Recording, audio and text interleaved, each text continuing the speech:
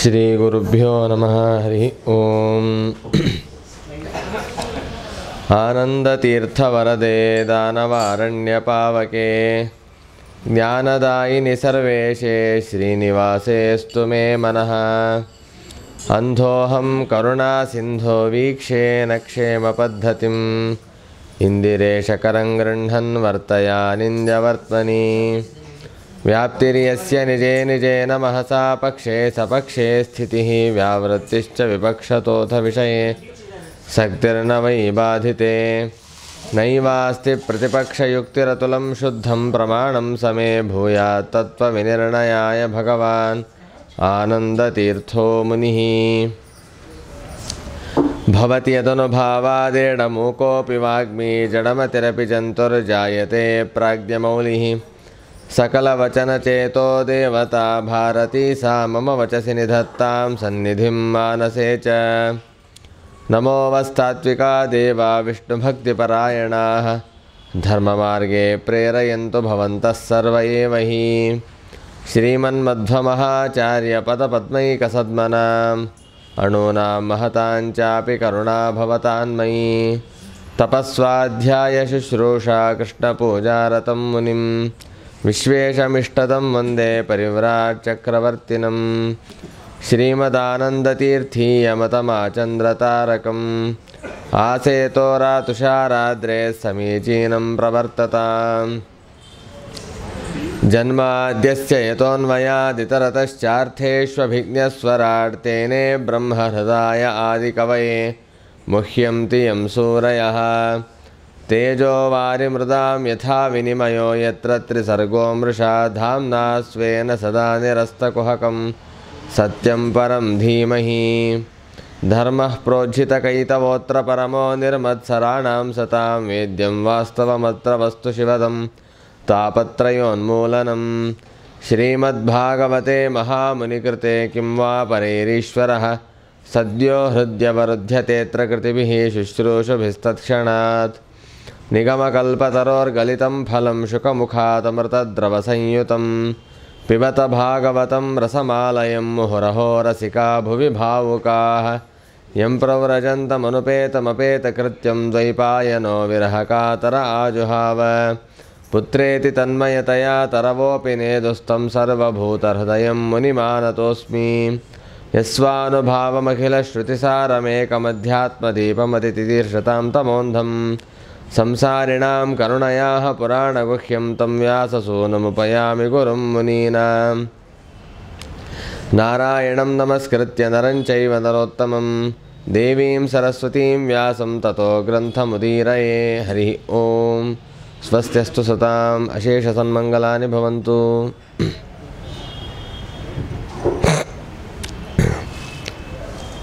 ಶ್ರೀಮದ್ಭಾಗವತದ ಪ್ರವಚನ ಮಾಲಿಕೆಯಲ್ಲಿ ನಿನ್ನೆಯ ದಿನ ಕೃಷ್ಣ ಪರಮಾತ್ಮನು ಪಾಂಡವರ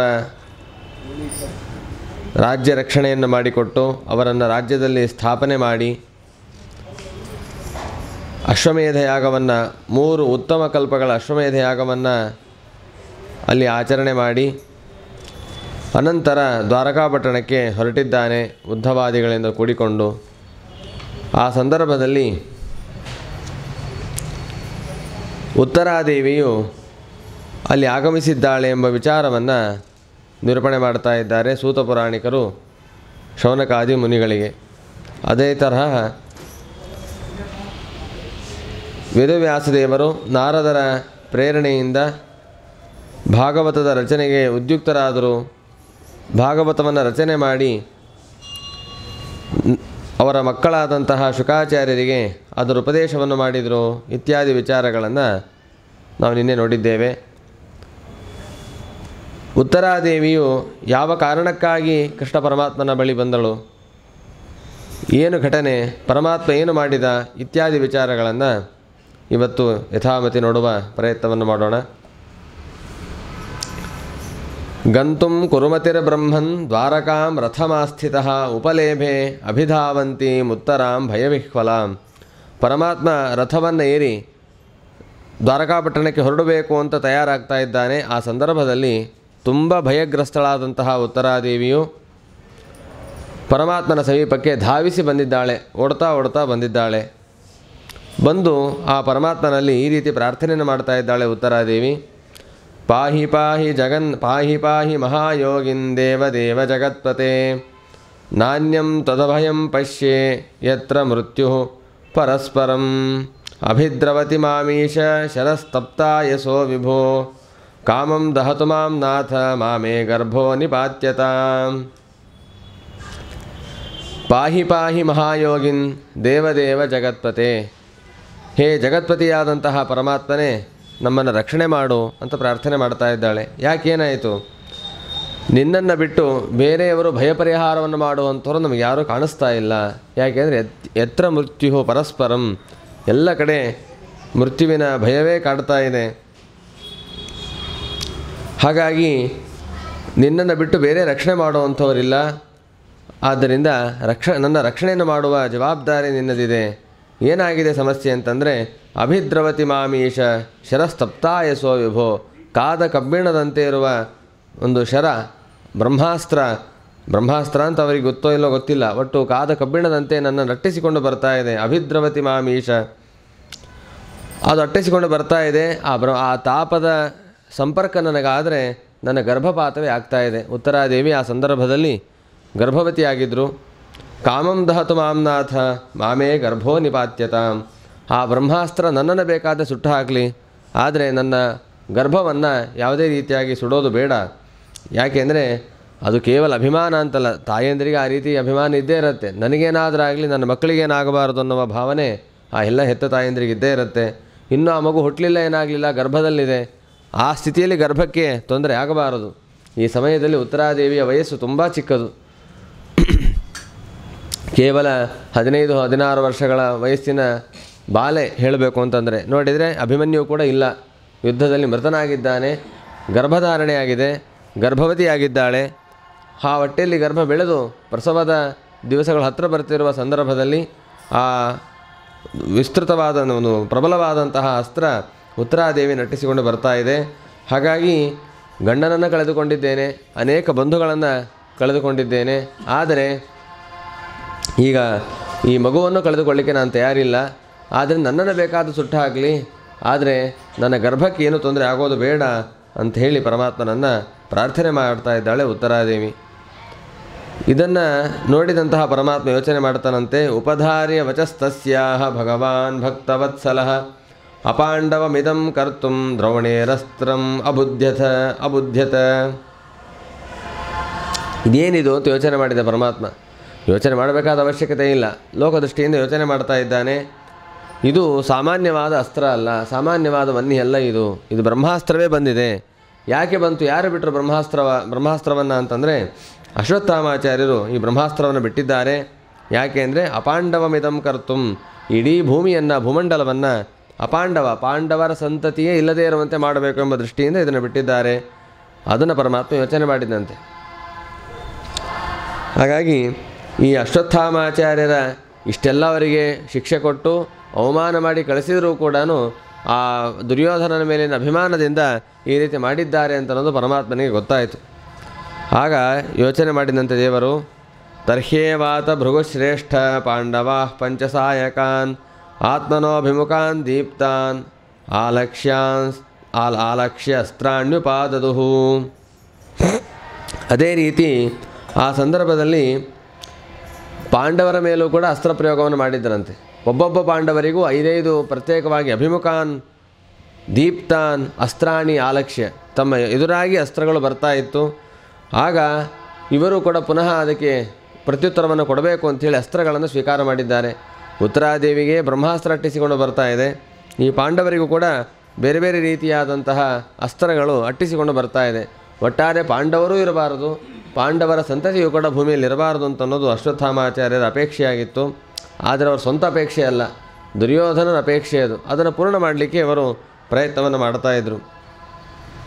ಆಗ ಪಾಂಡವರು ಕೂಡ ಪುನಃ ಅಸ್ತ್ರವನ್ನು ಸ್ವೀಕಾರ ಮಾಡಿದರಂತೆ, ಇದಕ್ಕೆ ಉತ್ತರವನ್ನು ಕೊಡೋಣ ಅಂತ.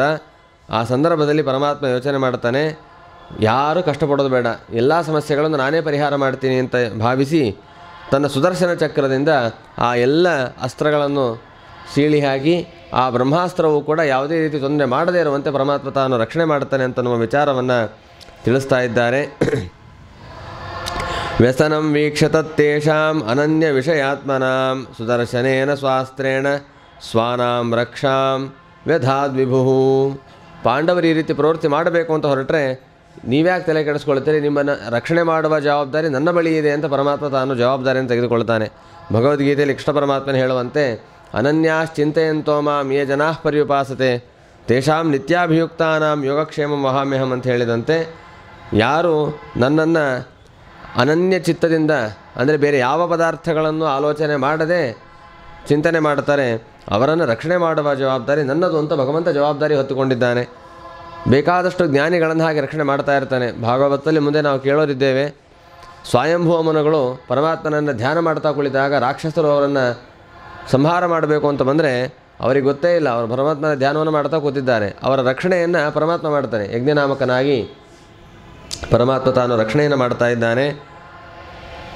ಹೀಗೆ ಯಾರು ಭಗವಂತನನ್ನು ಅನನ್ಯ ಮನಸ್ಕರಾಗಿ ಆಲೋಚನೆಯನ್ನು ಮಾಡ್ತಾರೆ, ಚಿಂತನೆಯನ್ನು ಮಾಡ್ತಾರೆ, ಸ್ಮರಣೆಯನ್ನು ಮಾಡ್ತಾರೆ, ಅವರನ್ನು ರಕ್ಷಣೆ ಮಾಡುವ ಜವಾಬ್ದಾರಿ ನನ್ನದಿದೆ ಅಂತ ಪರಮಾತ್ಮನ ಸಂಕಲ್ಪ ಇದೆ. ಹಾಗಾಗಿ ಪಾಂಡವರಿಗೆ ಈ ಒಂದು ಅಸ್ತ್ರವನ್ನು ಪರಿಹಾರ ಮಾಡಿಕೊಳ್ಳುವ ಶ್ರಮ ಬೇಡ, ನಾನೇ ಪರಿಹಾರ ಮಾಡ್ತೀನಿ ಅಂಥೇಳಿ ಮಹಾಭಾರತ ಯುದ್ಧ ಮುಗಿಯೋ ತನಕ ಪರಮಾತ್ಮನ ಸಂಕಲ್ಪ ಇತ್ತು, ನಾನು ಅಸ್ತ್ರವನ್ನು ಹಿಡಿಯೋದಿಲ್ಲ ಅಂತ. ಮಹಾಭಾರತ ಯುದ್ಧ ಮುಗೀತು, ಹಾಗಾಗಿ ತಾನು ಆ ಪಾಂಡವರ ರಕ್ಷಣೆಗೆ ಮುಂದಾಗಿದ್ದಾನೆ. ಆ ಸುದರ್ಶನ ಚಕ್ರದಿಂದ ಎಲ್ಲ ಆ ಅಸ್ತ್ರಗಳನ್ನು ಸಂಹರಿಸಿ ಪಾಂಡವರ ರಕ್ಷಣೆಯನ್ನು ಮಾಡಿದ್ದಾನೆ ಪರಮಾತ್ಮ. ಸರಿ, ಪಾಂಡವರ ರಕ್ಷಣೆ ಆಯಿತು, ಆ ಗರ್ಭದಲ್ಲಿರುವ ಶಿಶುವಿನ ರಕ್ಷಣೆ ಆಗಬೇಕಲ್ಲ, ಆ ತಾಪಕ್ಕೆ ಗರ್ಭಪಾತ ಆಗಿಬಿಡತ್ತೆ. ಅದಕ್ಕೋಸ್ಕರ ಪರಮಾತ್ಮ ತಾನು ಅಂತಸ್ಥಃ ಸರ್ವಭೂತಾನಾಂ ಆತ್ಮ ಯೋಗೇಶ್ವರೋ ಹರಿ ಸ್ವಮಾಯಯ ವೃಣೋದ್ಗರ್ಭಂ ವೈರಾಟ್ಯ ಕುರುತಂತವೇ. ಆ ವೈರಾಟಿ ಅಂತಂದರೆ ಯಾರು? ಉತ್ತರಾದೇವಿ, ವಿರಾಟ್ ರಾಜನ ಮಗಳು. ಅಂತಹ ಉತ್ತರಾದೇವಿಯ ಗರ್ಭವನ್ನು ಪ್ರವೇಶ ಮಾಡ್ತಾನೆ. ಪ್ರವೇಶ ಮಾಡಿ ತನ್ನ ಸಾಮರ್ಥ್ಯದಿಂದ ಆ ಇಡೀ ಗರ್ಭವನ್ನು ಸುತ್ತುವರಿತಾನಂತೆ ದೇವರು. ಆ ಸುತ್ತುವರೆದು ಯಾವುದೇ ರೀತಿಯಾದ ತೊಂದರೆಯೂ ಆ ಮಗುವಿಗೆ ಆಗಬಾರದು, ಆ ರೀತಿ ತಾನು ಪರಮಾತ್ಮ ರಕ್ಷಣೆ ಮಾಡ್ತಾನೆ. ಯಾಕೆ ಅಂದರೆ ಕುರುತಂತವೇ, ಆ ಕುರು ಸಂತಾನದ ಕುರು ವಂಶದ ಒಂದು ಕುಡಿ ಅದು ಪರೀಕ್ಷಿತರಾಜರು. ಸಂತಾನ ಬೀಜಂ ಕುರು ಪಾಂಡವಾನಾಂ ಅಂತ ಹೇಳ್ತಾರೆ. ಪಾಂಡವರು ಕೌರವರು ಎಲ್ಲರ ಮುಂದಿನ ಸಂತಾನ ಅಂತಿದ್ರೆ ಅದು ಪರೀಕ್ಷಿತರಾಜರು ಮಾತ್ರ. ಇಲ್ಲ ಅಂತಂದರೆ ಆ ಕೌರವ ಸಂತತಿಯೇ ಮುಳುಗಿ ಹೋಗ್ತಾ ಇತ್ತು.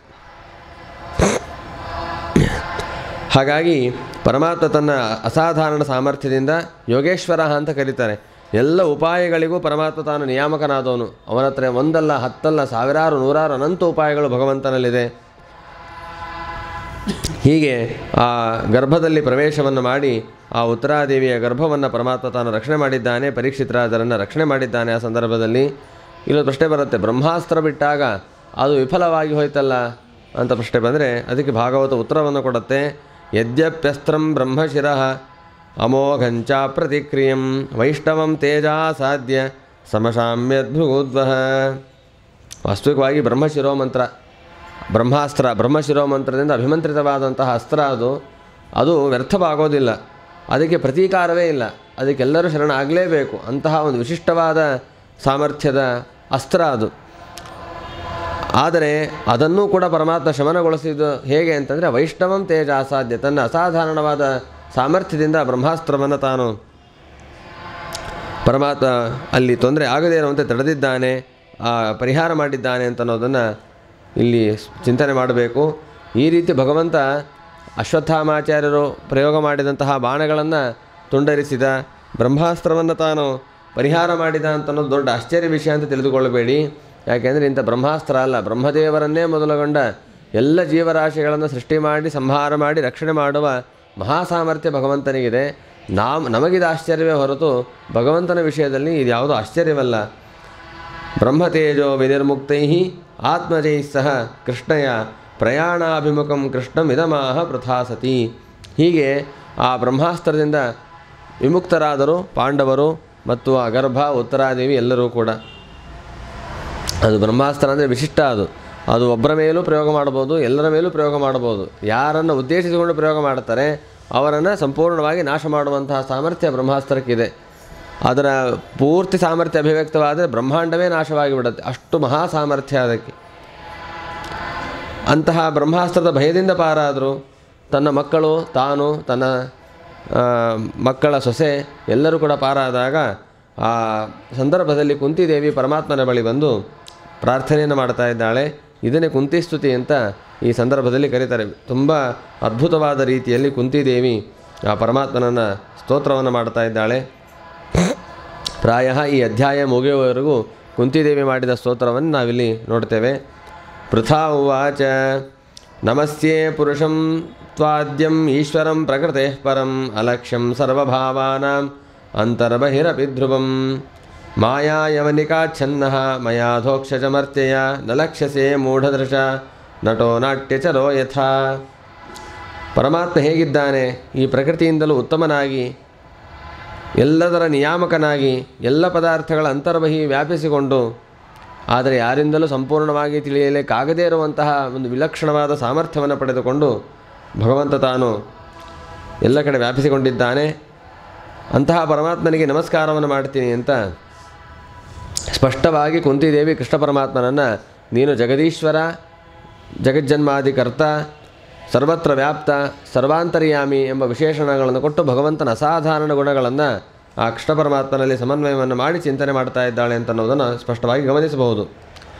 ಮತ್ತು ಮನುಷ್ಯನಾಗಿ ಯಾಕೆ ಬಂದಿ ಅಂತಂದರೆ ಮಾಯಾ ಯವನಿಕಾಚ್ಛನ್ನಃ, ತನ್ನ ವಿಲಕ್ಷಣವಾದ ಇಚ್ಛಾ, ವಿಲಕ್ಷಣವಾದಂತಹ ಪ್ರವೃತ್ತಿಗಳಿಂದ ಒಂದು ಪರದೆಯನ್ನು ಹಾಕಿಕೊಂಡು ಬಂದರೆ ಹೇಗಿರ್ತಾನೋ ಹಾಗೆ ನೀನು ಒಂದು ವೇಷವನ್ನು ಹಾಕಿಕೊಂಡು ಇಲ್ಲಿ ಬಂದಿದ್ದಿ. ಮನುಷ್ಯರ ವೇಷ, ಮನುಷ್ಯರಂತೆ ನಟನೆ ಮಾಡ್ತಾ ಬಂದಿದ್ದಿ. ಹಾಗಾಗಿ ಮನುಷ್ಯರಾದಂತಹ ನಮ್ಮಂಥವರು ಮೂಢ ದೃಷ್ಟಿಯಿಂದ ನಿಮ್ಮನ್ನು ನೋಡಿದಾಗ ನಮ್ಮಂತೆ ನೀವು ಅಂತ ಭಾವಿಸ್ತೀವಿ. ನಾವೆಲ್ಲರೂ ಹಾಗೆ, ನಮ್ಮ ಸ್ವಭಾವ, ನಮ್ಮ ಪ್ರವೃತ್ತಿ ಹೇಗಿರುತ್ತೋ ಅದೇ ರೀತಿ ಇನ್ನೊಬ್ಬರಿದ್ದಾರೆ ಅಂತಲೇ ಭಾವಿಸೋದು ನಾವೆಲ್ಲ. ಹಾಗೆ ನಾವು ಹೇಗಿದ್ವಿ ಪರಮಾತ್ಮನ ಹಾಗೆ, ನಮ್ಮ ದೇಹ ಹೇಗಿದೆ ಅದೇ ರೀತಿ ಭಗವಂತನ ದೇಹ. ನಾನು ಹೇಗೆ ಹುಟ್ಟಿದೆ ಹಾಗೆ ಭಗವಂತನು ಹುಟ್ಟಿದ್ದಾನೆ, ನಾನು ಹೇಗೆ ಮರಣವನ್ನು ಹೊಂತೀನಿ ಹಾಗೆ ಭಗವಂತನು ಮರಣ ಹೊಂತಾನೆ. ಇದೇ ನಾನು ಹೇಗೆ ಪ್ರಕೃತಿಯಿಂದ ಬದ್ಧ ಹಾಗೆ ಭಗವಂತನು ಕೂಡ ಪ್ರಕೃತಿಯಿಂದ ಬದ್ಧ ಇತ್ಯಾದಿ ಭಾವನೆಗಳನ್ನು ನಾವು ಕಾಣ್ತಾ ಇರ್ತೇವೆ. ಆದರೆ ಹಾಗಿಲ್ಲ. ಇದೆಲ್ಲ ಯಾಕೆ ಅಂತಂದರೆ ನಾವೆಲ್ಲ ಮೂಢಮತಿಗಳು. ಭಗವಂತನನ್ನು ನಾವು ಈ ದೃಷ್ಟಿಯಲ್ಲಿ ಕಾಣಬಾರದು. ನಮ್ಮಂತೆ ಕಾಣ್ತಾನೆ ಹೊರತು ನಮ್ಮಂತೆ ಇಲ್ಲ ಭಗವಂತ. ಅದನ್ನು ಸ್ಪಷ್ಟವಾಗಿ ಅರ್ಥ ಮಾಡಿಕೊಳ್ಳಬೇಕು. ಕೆಲವೊಮ್ಮೆ ಕೆಲವರಿಗೆ ಮಾತ್ರ ತನ್ನ ಅಸಾಧಾರಣವಾದ ಸಾಮರ್ಥ್ಯವನ್ನು ತೋರಿಸ್ತಾನೆ. ನಟೋ ನಾಟ್ಯಚರೋ ಯಥಾ, ನಟನೆ ಮಾಡುವ ಒಬ್ಬ ನಟ ಹೇಗೆ ಅವನ ತನ್ನ ನಿಜ ಸ್ವರೂಪವನ್ನು ಸರಿಯಾಗಿ ಆ ಸಂದರ್ಭದಲ್ಲಿ ವ್ಯಕ್ತಪಡಿಸೋದಿಲ್ಲ, ವ್ಯಕ್ತಪಡಿಸಲಿಕ್ಕೆ ಆಗೋದಿಲ್ಲ, ಅದನ್ನು ಬೇರೆಯವರು ಅರ್ಥ ಮಾಡಿಕೊಳ್ಳಿಕ್ಕೂ ಆಗೋದಿಲ್ಲ. ಹಾಗೆ ಭಗವಂತನ ನಿಜ ಸ್ವರೂಪವನ್ನು ಅರ್ಥ ಮಾಡಿಕೊಳ್ಳೋದು ಎಲ್ಲರಿಗೂ ಸಾಧ್ಯವಿಲ್ಲ. ಹಾಗಾದರೆ ಯಾರಿಗೆ ಸಾಧ್ಯ ಭಗವಂತ? ತಥಾ ಪರಮಹಂಸಾನಾಂ ಮುನೀನಾಂ ಅಮಲಾತ್ಮನಾಂ ಭಕ್ತಿಯೋಗ ವಿಧಾನಾರ್ಥಂ ಕಥಂ ಪಶ್ಯೇಮಹಿ ಸ್ತ್ರೀಯಃ. ಮುನೀನಾಂ ಅಮಲಾತ್ಮನಾಂ, ಯಾರು ತಮ್ಮ ಮನಸ್ಸು, ಬುದ್ಧಿ, ದೇಹ ಎಲ್ಲವನ್ನು ಶುದ್ಧವಾಗಿಟ್ಟುಕೊಂಡು ಆ ಭಗವಂತನ ವಿಶೇಷವಾದ ದರ್ಶನವನ್ನು ಪಡೆಯಲೇಬೇಕು ಅನ್ನೋ ಹಠವನ್ನು ತೊಟ್ಟು ತಮ್ಮ ಜೀವನವನ್ನೇ ಮುಡುಪಾಗಿಟ್ಟಿರ್ತಾರಲ್ಲ ಪರಮಹಂಸರು, ಸನಕಾದಿ ಮಹರ್ಷಿಗಳು, ಯತಿಗಳು, ಅಂಥವರು ಭಗವಂತನನ್ನು ನೋಡಲಿಕ್ಕೆ, ಕಾಣಲಿಕ್ಕೆ ಸಾಧ್ಯ. ಅವರೇ ಕಷ್ಟಪಡ್ತಾರೆ. ಅಂತಹದ್ದು ನಮ್ಮಂತಹ ಸ್ತ್ರೀಯರು ಹೇಗೆ ತಾನೇ ನಿನ್ನನ್ನು ನಾವು ನೋಡಲಿಕ್ಕೆ ಸಾಧ್ಯ, ಕಾಣಲಿಕ್ಕೆ ಸಾಧ್ಯ, ನಿನ್ನ ನಿಜರೂಪವನ್ನು ಅರ್ಥ ಮಾಡಿಕೊಳ್ಳಿಕ್ಕೆ ಸಾಧ್ಯ? ನಿಜರೂಪವನ್ನು ಅರ್ಥ ಮಾಡಿಕೊಂಡಿಲ್ಲ, ಭಗವಂತನ ಭಗವತ್ವವನ್ನು ಅರ್ಥ ಮಾಡಿಕೊಳ್ಳಿಲ್ಲ ಅಂತ ಅನ್ನೋದು ದೋಷ ಅಂತಾದರೂ ಕೂಡ ದೋಷ ಅಲ್ಲ. ಯಾಕೆ ಅಂದರೆ ದೊಡ್ಡ ದೊಡ್ಡವರಿಗೆ ಅದು ಸಂಪೂರ್ಣವಾಗಿ ಅರ್ಥ ಆಗಿಲ್ಲ ಅಂತಂದರೆ ನಮಗೆ ಹೇಗೆ ತಾನೇ ಅರ್ಥವಾಗಲಿ ಸಾಧ್ಯ? ಆದರೂ ಕೂಡ ಆಗಾಗ ಆ ಭಗವಂತನ ಜ್ಞಾನವನ್ನು ನೀನು ಕೊಡ್ತಾ ಇರ್ತಿ. ಅದೇ ನಮ್ಮ ದೊಡ್ಡ ಸೌಭಾಗ್ಯ ಅಂತ ಭಾವಿಸ್ತಾಳೆ ಕುಂತಿದೇವಿ. ಕೃಷ್ಣಾಯ ವಾಸುದೇವಾಯ ದೇವಕೀ ನಂದನಾಯ ಚ ನಂದಗೋಪಕುಮಾರಾಯ ಗೋವಿಂದಾಯ ನಮೋ ನಮಃ. ನಮಃ ಪಂಕಜನಾಭಾಯ ನಮಃ ಪಂಕಜಮಾಲಿನೆ ನಮಃ ಪಂಕಜನೇತ್ರಾಯ ನಮಸ್ತೆ ಪಂಕಜಾಂಘ್ರಯೇ. ಆ ಪರಮಾತ್ಮನು ವಸುದೇವನ ಮಗನಾಗಿ, ದೇವಕೀ ದೇವಿಯ ಮಗನಾಗಿ, ನಂದಗೋಪನ ಮಗನಾಗಿ, ಯಶೋಧಾದೇವಿಯ ಮಗನಾಗಿ, ಗೋವುಗಳ ರಕ್ಷಕನಾಗಿ, ವೇದಗಳ ರಕ್ಷಕನಾಗಿ ಪರಮಾತ್ಮ ತಾನು ಶೋಭಿಸ್ತಾ ಇದ್ದಾನೆ. ಪಂಕಜನಾಭ, ಪಂಕಜ ಮಾಲಿನ್, ಪಂಕಜನೇತ್ರ, ಪಂಕಜಾಂಘ್ರಿ ಎಲ್ಲವೂ ಕಮಲಮಯ. ಕಮಲದಂತೆ ಪಾದ ಇದೆ, ಕಮಲದಂತೆ ಕಣ್ಣಿದೆ, ಕಮಲದ ಮಾಲೆಗಳನ್ನು ಧರಿಸಿದ್ದಾನೆ. ಮತ್ತು ಕಮಲವನ್ನು ನಾಭಿಯಲ್ಲೂ ಕೂಡ ಹೊತ್ತಿದ್ದಾನೆ ಪರಮಾತ್ಮ. ಹೀಗೆ ಆ ಪರಮಾತ್ಮನ ವಿಶಿಷ್ಟವಾದ ಅವಯವಗಳ ಚಿಂತನೆ, ಗುಣಗಳ ಚಿಂತನೆ, ಅವತಾರದ ಚಿಂತನೆಯನ್ನು ಮಾಡ್ತಾ ಈ ಜೀವನದಲ್ಲಿ ಭಗವಂತನನ್ನು ಕಾಣ್ತಾ ಇದ್ದರೂ ಕೂಡ ಯಾವ ರೀತಿಯಾಗಿ ಮೋಹಕ್ಕೆ ಒಳಗಾಗಿದ್ದೇವೆ ಅಂತ ಅನ್ನೋದನ್ನು ಚಿಂತನೆ ಮಾಡ್ತಾಳೆ ಕುಂತಿದೇವಿ. ಯಥಾ ಋಷಿಕೇಶ ಕಲೇನ ದೇವಕಿ ಕಂಸೇನ ರುದ್ಧಾತಿ ಚಿರಂ ಶುಚಾರ್ಪಿತ ವಿಮೋಹಿತಾಹಂಚ ಸಹಾತ್ಮಜಾ ವಿಭೋ ತ್ವಯೈವ ನಾಥೇನ ಮುಹುರ್ವಿಪದ್ಗಣಾತ್. ಕುಂತಿದೇವಿ ಹೇಳ್ತಾಳಂತೆ, ಹೇ ಋಷಿಕೇಶ, ದೇವಕೀ ದೇವಿ ಕಾರಾಗೃಹದಲ್ಲಿರುವಾಗ ಕಂಸ ಕ್ರೂರವಾದ ಬಂಧನದಲ್ಲಿಟ್ಟಿದ್ದ. ಅಲ್ಲಿ ಅನೇಕ ದುಃಖದಿಂದ ಸಂತಪ್ತಳಾಗಿದ್ದರೂ ಕೂಡ ನಿನ್ನನ್ನು ಚಿಂತನೆ ಮಾಡ್ತಾ ಇದ್ಲು, ನಿನ್ನನ್ನು ಮಗನನ್ನಾಗಿ ಪಡೆದಳು. ಆದರೆ ದೇವರೇ ಮಗನಾಗಿ ಹುಟ್ಟಿ ಬಂದಿದ್ದಾನೆ ಅಂತ ಗೊತ್ತಿದ್ದರೂ ಕೂಡ ಕ್ಷಣ ಕ್ಷಣದಲ್ಲಿ ನೋಡುವಾಗ ನನ್ನ ಮಗ ಅನ್ನೋ ಭಾವನೆ ಬರ್ತಾಯಿತ್ತು. ವಿಮೋಹಿತ, ಭಗವಂತನ ಮಾಯೆಯಿಂದ, ಭಗವಂತನ ಇಚ್ಛೆಯಿಂದ ಮೋಹಗೊಂಡು ಬಿಟ್ಲು. ನಾನು ಕೂಡ ಹಾಗೆ, ನಿನ್ನ ತಾಯಿಯೂ ಮೋಹಗೊಂಡಿದ್ದಾಳೆ, ನಿನ್ನ ಜೊತೆಗೇ ಇದ್ದಂತಹ ತಾಯಿ. ಹಾಗಾಗಿ ಅದೇ ತರಹ ನಾನು ಕೂಡ ಮೋಹಿತಳಾಗಿದ್ದೇನೆ. ನಾನು ಮಾತ್ರ ಅಲ್ಲ, ಸಹಾತ್ಮಜ, ನನ್ನ ಮಕ್ಕಳು ಕೂಡ ನಿನ್ನ ವಿಷಯದಲ್ಲಿ ಮೋಹವನ್ನು ಗೊಂಡಿದ್ದಾರೆ. ಭೀಮಸೇನದವರಿಗೆ ನಿಯಮ ಅಪ್ಲೈ ಆಗೋದಿಲ್ಲ, ಉಳಿದವರಿಗೆ ಆ ಸಾಂಸಾರಿಕವಾದಂತಹ ಮೋಹಗಳಿಂದ ಬೇರೆ ಬೇರೆ ಕಷ್ಟಗಳು, ಕ್ಲೇಶಗಳು, ಜೊತೆಗೆ ಪರಮಾತ್ಮನ ವಿಚಿತ್ರವಾದಂತಹ ಇಚ್ಛಾಶಕ್ತಿ, ಅವುಗಳಿಂದಾಗಿ ಮೋಹಕ್ಕೆ ಒಳಗಾಗಿದ್ದೇವೆ. ಮತ್ತು ಆ ಮೋಹ ಬರಲಿಕ್ಕೆ ಕೂಡ ಭಗವಂತನೇ ಕಾರಣ. ತ್ವಯೈವ ನಾಥೇನ ವಿಮೋಹಿತ ಅಹಂಚ ಅಂತ ಕುಂತಿದೇವಿ ಪ್ರಾರ್ಥನೆಯನ್ನು ಮಾಡ್ತಾಳೆ. ಇಲ್ಲಿ ನಾವು ಅಜ್ಞಾನಕ್ಕೆ ಒಳಗಾಗ್ತಾ ಇದ್ದೀವಿ ಅಂದರೂ ಅದು ಭಗವಂತನೇ ಕಾರಣ. ನಮ್ಮ ತಪ್ಪಲ್ಲ, ಭಗವಂತನ ತಪ್ಪು ಅಂತ ಹೇಳೋದಲ್ಲ ತಾತ್ಪರ್ಯ ಅಲ್ಲ. ಇಲ್ಲಿ ಎಲ್ಲವನ್ನೂ ದೇವರೇ ಕೊಡ್ತಾನೆ. ಆ ಭಗವಂತನ ಸ್ವರೂಪವನ್ನು ಅಷ್ಟು ಸುಲಭವಾಗಿ ತಿಳಿದುಕೊಳ್ಳಿಕ್ಕೆ ಸಾಧ್ಯ ಇಲ್ಲ ಅಂತ ತಿಳಿಸೋದರಲ್ಲಿ ಇಲ್ಲಿ ತಾತ್ಪರ್ಯವಿದೆ. ಇದಾದ ಮೇಲೆ ಒಂದು ಉತ್ತಮವಾದ ಪ್ರಾರ್ಥನೆಯನ್ನು ಕುಂತಿದೇವಿ ಮಾಡ್ತಾ ಇದ್ದಾಳೆ. ವಿಷಾನ್ ಮಹಾಗ್ನೇ ಪುರುಷಾದಂಶನಾತ್ ಅಸತ್ಸಭಾಯಾ ವನವಾಸಕೃತ್ಸ್ರತಃ ಮೃಧೇನೇಕ ಮಹಾರಥಾಸ್ತ್ರತಃ ಗೌಣ್ಯಸ್ತ್ರತಶ್ಚಾಸ್ಮ ಹರೇಭಿರಕ್ಷಿತಾ. ಕುಂತಿದೇವಿ ಪ್ರಾರ್ಥನೆ ಮಾಡ್ತಾಳಂತೆ, ಇಲ್ಲಿಯವರೆಗೂ ನಾವು ಭಗವಂತನಿಂದ ರಕ್ಷಿತರಾದ ಸ್ಥಿತಿ ಹೇಗೆ? ನಾವೆಲ್ಲ ಈ ರೀತಿ ಸ್ತೋತ್ರ ಮಾಡ್ತಾ ಕೂತ್ರೆ ಎಷ್ಟೆಲ್ಲ ಸ್ತೋತ್ರ ಮಾಡ್ತಾ ಕೂಡಬಹುದು, ಅಥವಾ ಯಾವ ರೀತಿಯಾದ ಸ್ತೋತ್ರವನ್ನು ಮಾಡಬೇಕು ನಮ್ಮ ಜೀವನದಲ್ಲಿ, ಅದನ್ನು ಯೋಚನೆ ಮಾಡ್ತಾ ಹೋದರೆ ಪ್ರಾಯ ಈ ಸ್ತೋತ್ರವನ್ನು ಮಾಡುವಾಗ, ಈ ರೀತಿ ಪ್ರಾರ್ಥನೆಯನ್ನು ಮಾಡುವಾಗ ಕುಂತಿದೇವಿಗೆ ಏನಿಲ್ಲ ಅಂತಂದರೂ ಒಂದು 80-90 ವರ್ಷಗಳಾದರೂ ಆಗಿರಬೇಕು. ಯಾಕೆಂದರೆ ಮಹಾಭಾರತ ಯುದ್ಧ ಆದಾಗ ಧರ್ಮರಾಜನಿಗೆ 76 ವರ್ಷಗಳ ಆಸುಪಾಸು ಅಂತ ಕೇಳ್ತೀವಿ. ಧರ್ಮರಾಜನಿಗಿಂತ ಒಂದು 10-12 ವರ್ಷ 25 ವರ್ಷ ಆದರೂ ಜಾಸ್ತಿ ಇರಬೇಕು ಅಂತ ಯೋಚನೆ ಮಾಡಿದರೆ ಒಂದು 80-85-90 ವರ್ಷಗಳ ಸಮೀಪದಲ್ಲಿದ್ದಾಳೆ ಕುಂತಿದೇವಿ. ಹೆಚ್ಚು ಕಡಿಮೆ ಇರ್ಬೋದು, ಸಂಖ್ಯೆಯಲ್ಲಿ ತಾತ್ಪರ್ಯ ಅಲ್ಲ, ಒಟ್ಟಷ್ಟು ವೃದ್ಧಾಪ್ಯ ಇದೆ. ಆ ಸಂದರ್ಭದಲ್ಲಿ ಕುಂತಿದೇವಿಯ ಜೀವನ ಹೇಗಿದೆ? ಪ್ರಾರಂಭದಿಂದ ಕೊನೆಯ ತನಕ ನೋಡ್ತಾ ಬರಬೇಕು. ಬಾಲ್ಯದಲ್ಲಿ ನೋಡ್ತಾ ಬಂದರೆ ತಂದೆಯ ಜೊತೆ ಇರಬೇಕಾದ್ರೆ ಪ್ರಾಯ ಅಷ್ಟೇನು ಕಷ್ಟ ಆಗಿರಲಿಕ್ಕಿಲ್ಲ. ಆದರೆ ಒಂದು ಘಟನೆ ನಡೆಯುತ್ತೆ. ದುರ್ವಾಸರು ಅವರ ಅರಮನೆಯಲ್ಲಿ ಚಾತುರ್ಮಾಸ್ಯ ವ್ರತಕ್ಕೆ ಅಂತ ಬರ್ತಾರೆ. ಮಹಾಕೋಪಿಷ್ಠ ಸನ್ಯಾಸಿಗಳವರು. ಸ್ವಲ್ಪ ವ್ಯತ್ಯಾಸ ಆದರೂ ಕೂಡ ಶಾಪವನ್ನೇ ಕೊಡುವಂಥವರು. ಜ್ಞಾನಿಗಳು ಶಾಪವನ್ನು ಕೊಡಬೇಕು ಅಂತಿಲ್ಲ, ಮನಸ್ಸಿನಲ್ಲಿ ನೊಂದುಕೊಂಡ್ರೂ ಕೂಡ ಸಾಕು, ಶಾಪವಾಗಿ ಪರಿವರ್ತನೆ ಆಗತ್ತೆ. ಅಂಥದ್ದು ಅವರಿಗೇನಾದ್ರು ಸ್ವಲ್ಪ ಹೆಚ್ಚು ಕಡಿಮೆ ಅನಿಸಿದ್ರು ಕೂಡ ಶಾಪವನ್ನೇ ಕೊಡೋರು. ಅಷ್ಟು ನಿಷ್ಠೆಯಿಂದಿರುವಂತಹ ಶಿಸ್ತಿನ ಯತಿಗಳು. ಅವರು ಚಾತುರ್ಮಾಸ್ಯಕ್ಕೆ ಬಂದಾಗ ಅವರ ಸೇವೆಗೆ ಬೇಕಾದ ಅನುಕೂಲತೆಗಳನ್ನು ಮಾಡಿಕೊಡಬೇಕು ಅಂತ ಯಾರನ್ನು ನಿಯೋಜನೆ ಮಾಡಬೇಕು ಅಂತಂದರೆ ಕುಂತಿದೇವಿನ ನಿಯೋಜನೆ ಮಾಡ್ತಾರೆ ಅವರ ತಂದೆ. ಸಾತ್ವಿಕವಾಗಿ ಚೆನ್ನಾಗಿ ಮಾಡ್ತಾಳೆ, ಯಾವ ಲೋಪ ಇಲ್ಲದೆ ಇರುವಂತೆ ಸೇವೆಯನ್ನು ಮಾಡ್ತಾಳೆ ಅನ್ನೋದಕ್ಕೋಸ್ಕರವಾಗಿ. ಸರಿ ಆಯಿತು, ಸೇವೆಯನ್ನು ಮಾಡ್ತಾಳೆ ಚೆನ್ನಾಗಿ. ಸೇವೆಯನ್ನು ಮಾಡಿ ಅವರು ಹೊರಡುವಾಗ, ಇಷ್ಟು ಒಳ್ಳೆ ಸೇವೆಯನ್ನು ಮಾಡಿದ್ದು, ನಿನಗೇನಾದ್ರು ಕೊಡಬೇಕು ಅಂತ ಹೇಳಿ ಒಂದು ಒಳ್ಳೆಯ ಮಂತ್ರವನ್ನು ಉಪದೇಶ ಮಾಡ್ತಾರೆ. ಆ ಮಂತ್ರವನ್ನು ಜಪ ಮಾಡಿ ನೀನೇನಾದ್ರು ದೇವತೆಗಳನ್ನು ಸ್ಮರಣೆ ಮಾಡಿದರೆ, ನೀನು ಯಾವ ದೇವತೆಯನ್ನು ಸ್ಮರಣೆ ಮಾಡ್ತೀಯ ಆ ದೇವತೆಗಳು ನಿನ್ನ ಮಗನಾಗಿ ಬರ್ತಾರೆ. ಅಂತ ವರವನ್ನು ಕೊಟ್ಟು ಹೊರಡ್ತಾರೆ. ಇದೆಲ್ಲ ಒಳ್ಳೆಯ ವಿಚಾರವೇ. ಸಮಸ್ಯೆ ಆದದ್ದೆಲ್ಲಿ ಅಂತಂದರೆ, ಕುಂತಿದೇವಿ ಚಿಕ್ಕ ಹುಡುಗಾಟಿಗೆ ಮಂತ್ರವನ್ನು ಸ್ಮರಣೆ ಮಾಡಿದರೆ ಮಗು ಆಗಿಬಿಡತ್ತಾ, ಮಕ್ಕಳಾಗಿ ಬರ್ತಾರೆ. ಒಂದು ಸತಿ ಪ್ರಯೋಗ ಮಾಡೋಣ ಅಂಥೇಳಿ ಪ್ರಯೋಗ ಮಾಡ್ತಾಳೆ. ಯಾರನ್ನು ಕರಿಬೇಕು, ಯಾವ ದೇವತೆಯನ್ನು ಕರಿಬೇಕು? ಸೂರ್ಯ ಪ್ರತ್ಯಕ್ಷ ದೇವತಾ, ಎದುರಿಗೆ ಕಾಣ್ತಾ ಇದ್ದಾನೆ ಸೂರ್ಯನಾರಾಯಣ, ಸೂರ್ಯನನ್ನೇ ಕರೆಯೋಣ ಅಂಥೇಳಿ ಆ ಮಂತ್ರವನ್ನು ಜಪ ಮಾಡಿ ಸೂರ್ಯನನ್ನು ಕರೆದು ಸೂರ್ಯ ಬಂದೇ ಬಿಟ್ಟ. ಕರ್ಣನಾಗಿ ಹುಟ್ಟಿದ್ದೇ ಆಯ್ತಲ್ಲಿ. ಚಿಕ್ಕ ಮಗು ಬಂದುಬಿಡ್ತು. ಕುಂತಿದೇವಿಯೇ ಇನ್ನೂ ಆಗ ಚಿಕ್ಕ ಹುಡುಗಿ. ಆ ಚಿಕ್ಕ ಹುಡುಗಿಯ ಕೈಯಲ್ಲಿ ಪುಟ್ಟ ಮಗು ಬಂದುಬಿಟ್ಟಿದೆ. ಸಂತೋಷ ಪಡಬೇಕಾ, ದುಃಖ ಪಡಬೇಕಾ? ಎಂಥ ಪರಿಸ್ಥಿತಿ ಇದು. ಆ ಮಗುವನ್ನು ನನ್ನ ಮಗು ಅಂತ ಇಟ್ಕೊಂಡು ರಕ್ಷಣೆ ಮಾಡಲಿಕ್ಕೆ ಆಗೋದಿಲ್ಲ, ಹಾಗಂಥೇಳಿ ಹೊರಗೆ ಬಿಸಾಕಲಿಕ್ಕೆ ಆಗೋದಿಲ್ಲ. ಇಲ್ಲಿಂದ ಪ್ರಾರಂಭ, ಕಷ್ಟಗಳ ಆರಂಭ. ಸರಿ ಆಯಿತು ಅಂತ ಏನೋ ಒಂದು ಸಮಾಜಕ್ಕೆ ಹೆದರಲೇಬೇಕು, ಧರ್ಮಕ್ಕೆ ಹೆದರಲೇಬೇಕು. ಹಾಗಾಗಿ ಆ ಮಗುವನ್ನು ಪೆಟ್ಟಿಗೆಯಲ್ಲಿಟ್ಟು ನದಿಯಲ್ಲಿ ತೇಲಿ ಬಿಡ್ತಾಳೆ. ಅದು ಬೇರೆ ಕಡೆ ಹೋಗಿ ಬೆಳೆಯುತ್ತೆ. ಮುಂದೆ ಅದರ ವಿಚಾರ ಬೇರೆ. ಅಲ್ಲಿಗೆ ಏನು ನನ್ನ ಜೀವನದಲ್ಲಿ ಹೀಗಾಗೋಯ್ತು, ಹೆತ್ತ ಮಗುವನ್ನು ದೂರ ಕಳಿಸೋ ಹಾಗಾಯ್ತಲ್ಲ ಅನ್ನುವ ದುಃಖವನ್ನು ಪಡ್ತಾ ಇರಬೇಕು ಜೀವನ ಪೂರ್ತಿ. ಎಲ್ಲಿವರೆಗೂ ಪಟ್ಟಿದ್ದಾಳೆ ಆ ದುಃಖವನ್ನು ಕುಂತಿದೇವಿ? ಬಾಲ್ಯದಲ್ಲಿ ಆರಂಭವಾದಂತಹ ದುಃಖ ಮಹಾಭಾರತ ಯುದ್ಧ ಮುಗಿದ ಮೇಲೂ ಆ ದುಃಖ ಅನುವರ್ತನೆ ಆಗ್ತಾನೇ ಇತ್ತು. ಅಂಥ ಸ್ಥಿತಿ. ಅದಾದಮೇಲೆ ಮದುವೆ ಆಯಿತು. ಮದುವೆ ಆದಮೇಲೆ ಸುಖವಾಗಿರೋಣ ಅಂತಂದರೆ ಪಾಂಡುರಾಜ ಕಾಡಿಗೆ ಹೋಗಬೇಕು ಅಂತ ಸಂಕಲ್ಪ ಮಾಡಿದ. ಕಾಡಿಗೆ ಹೊರಟೋದ. ಅಲ್ಲಿ ಜೊತೆಗೆ ಇಬ್ಬರು ಹೆಣ್ಣಂದಿರು ಬೇರೆ, ಕುಂತಿ ಮತ್ತು ಮಾದ್ರಿ.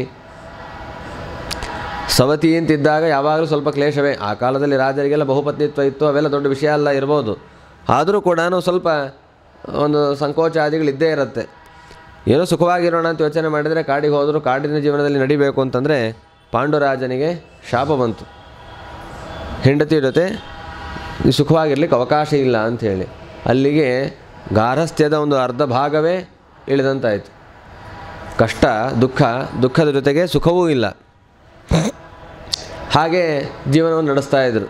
ಪಾಂಡುರಾಜನ ಅನುಮತಿ ಮೇರೆಗೆ ಈ ಮಕ್ಕಳನ್ನು ಪಡೆದಿದ್ದಾಯಿತು. ಧರ್ಮರಾಜ, ಭೀಮಸೇನ, ಅರ್ಜುನ.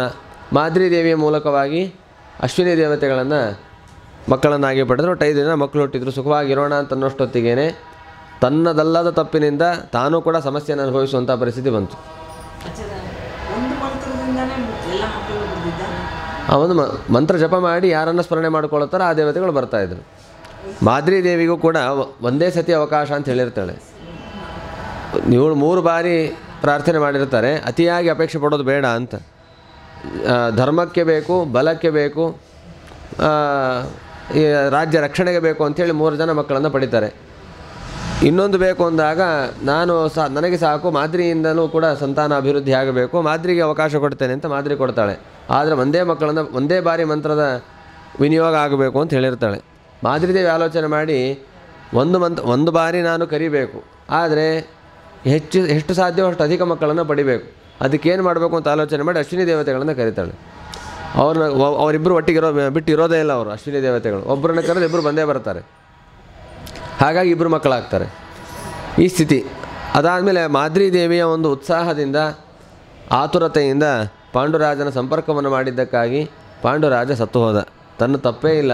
ತಾನೆಲ್ಲ ನಿಗ್ರಹವನ್ನು ಮಾಡಿಕೊಂಡು ಬದುಕಿದರೂ ಕೂಡ ತನ್ನ ಸವತಿ ಮಾಡಿದ ತಪ್ಪಿನಿಂದ ತಾನೂ ಕೂಡ ವೈಧವ್ಯವನ್ನು ಅನುಭವಿಸುವಂಥ ಪರಿಸ್ಥಿತಿ ಕುಂತಿದೇವಿಗೆ ಬಂತು. ಸರಿ, ನಾನಿನ್ನು ಬದುಕಿರೋದಿಲ್ಲ, ಪಾಂಡುರಾಜನ ಜೊತೆ ಸಹಗಮನವನ್ನು ಮಾಡ್ತೀನಿ ಅಂತಂದರೆ ಎಲ್ಲರೂ ಬೇಡ, ನಿಂದೇನು ತಪ್ಪಿಲ್ಲ, ಆ ಮೃತಿಗೆ ಕಾರಣಲಾದವಳು ಅವಳೇ ಸಹಗಮನವನ್ನು ಮಾಡಲಿ, ನೀನು ಎಲ್ಲ ಮಕ್ಕಳನ್ನು ನೋಡ್ಕೊಂಡಿರುವಂಥ ಇದು ಇನ್ನೂ ಕಷ್ಟದ ಕೆಲಸ. ಇದು ಬದುಕಿದ್ದೀವಿ ಅಂತನ್ನುವ ನೆಮ್ಮದಿಗಿಂತ ಈ ಬದುಕಿದ್ದವರನ್ನೆಲ್ಲ ನೋಡ್ಕೊಳ್ಬೇಕಲ್ಲ, ಭಾಳ ಕಷ್ಟ. ತುಂಬ ಜನ ಹೇಳ್ತಿರ್ತಾರೆ, ಸಾಯೋರು ಸತ್ತು ಹೋಗ್ತಾರೆ, ಅವ್ರು ಸತ್ತ ಮೇಲೆ ಜೊತೆಗಿರೋನು ಸಾಯಿಸ್ತಾರೆ ಅಂತ.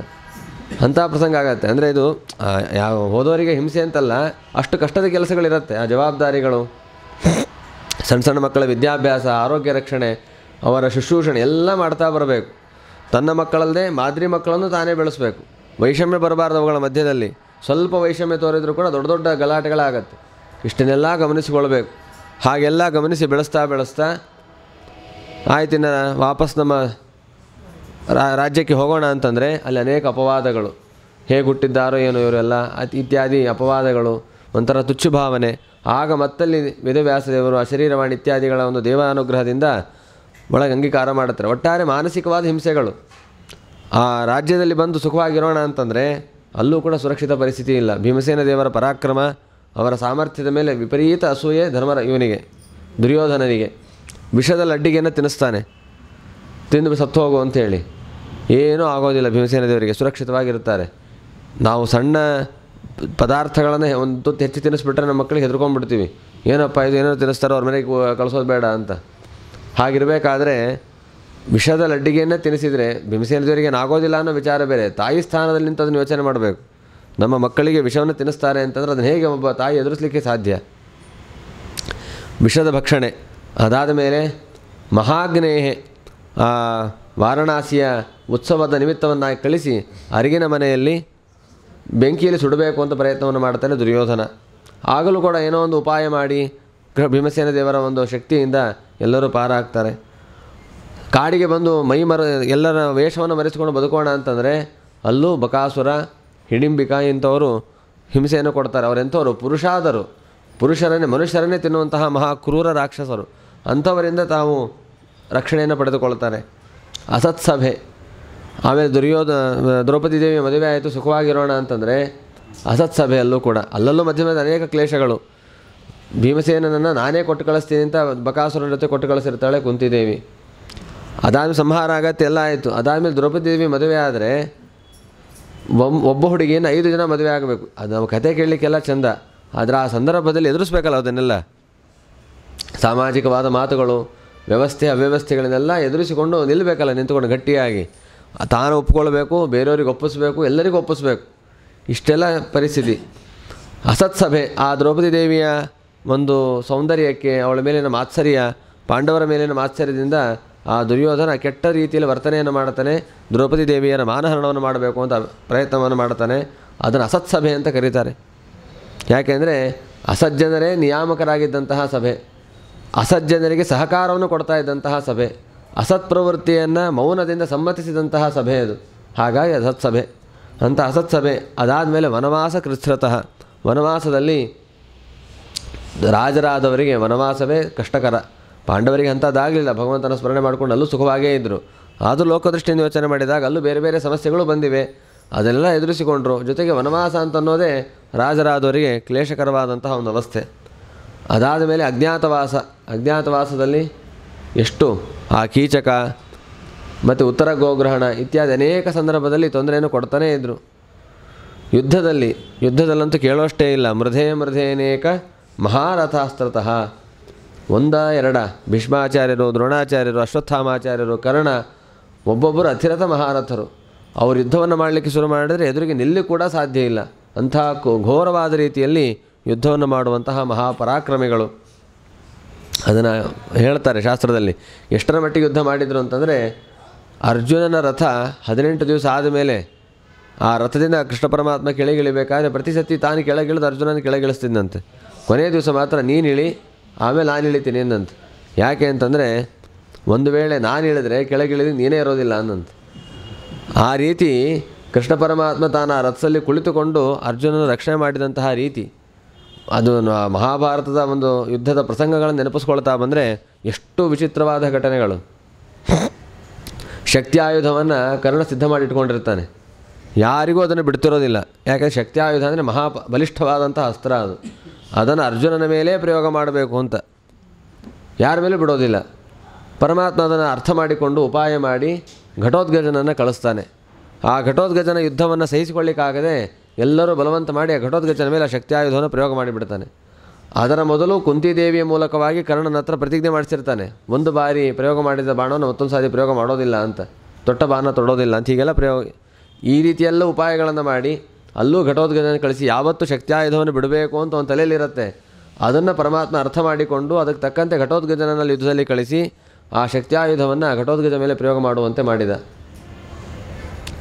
ಆಗ ಘಟೋತ್ಕಚ ಸತ್ತಾಗ ಎಲ್ಲರೂ ದುಃಖ ಪಡ್ತಾರಂತೆ. ಭೀಮಸೇನ ದೇವರ ಮಗ ಮಹಾಪರಾಕ್ರಮಿ ಸತ್ತೋಗ್ಬಿಟ್ನಲ್ಲ ಅಂತ ಎಲ್ಲರೂ ದುಃಖ ಪಡ್ತಾ ಇದ್ದರೆ ಪರಮಾತ್ಮ ನರ್ತನ ಮಾಡ್ತಾನಂತೆ. ತದಾ ನನರ್ಥ ಕೇಶವ ಅಂತಾರೆ ಆಚಾರ್ಯರು.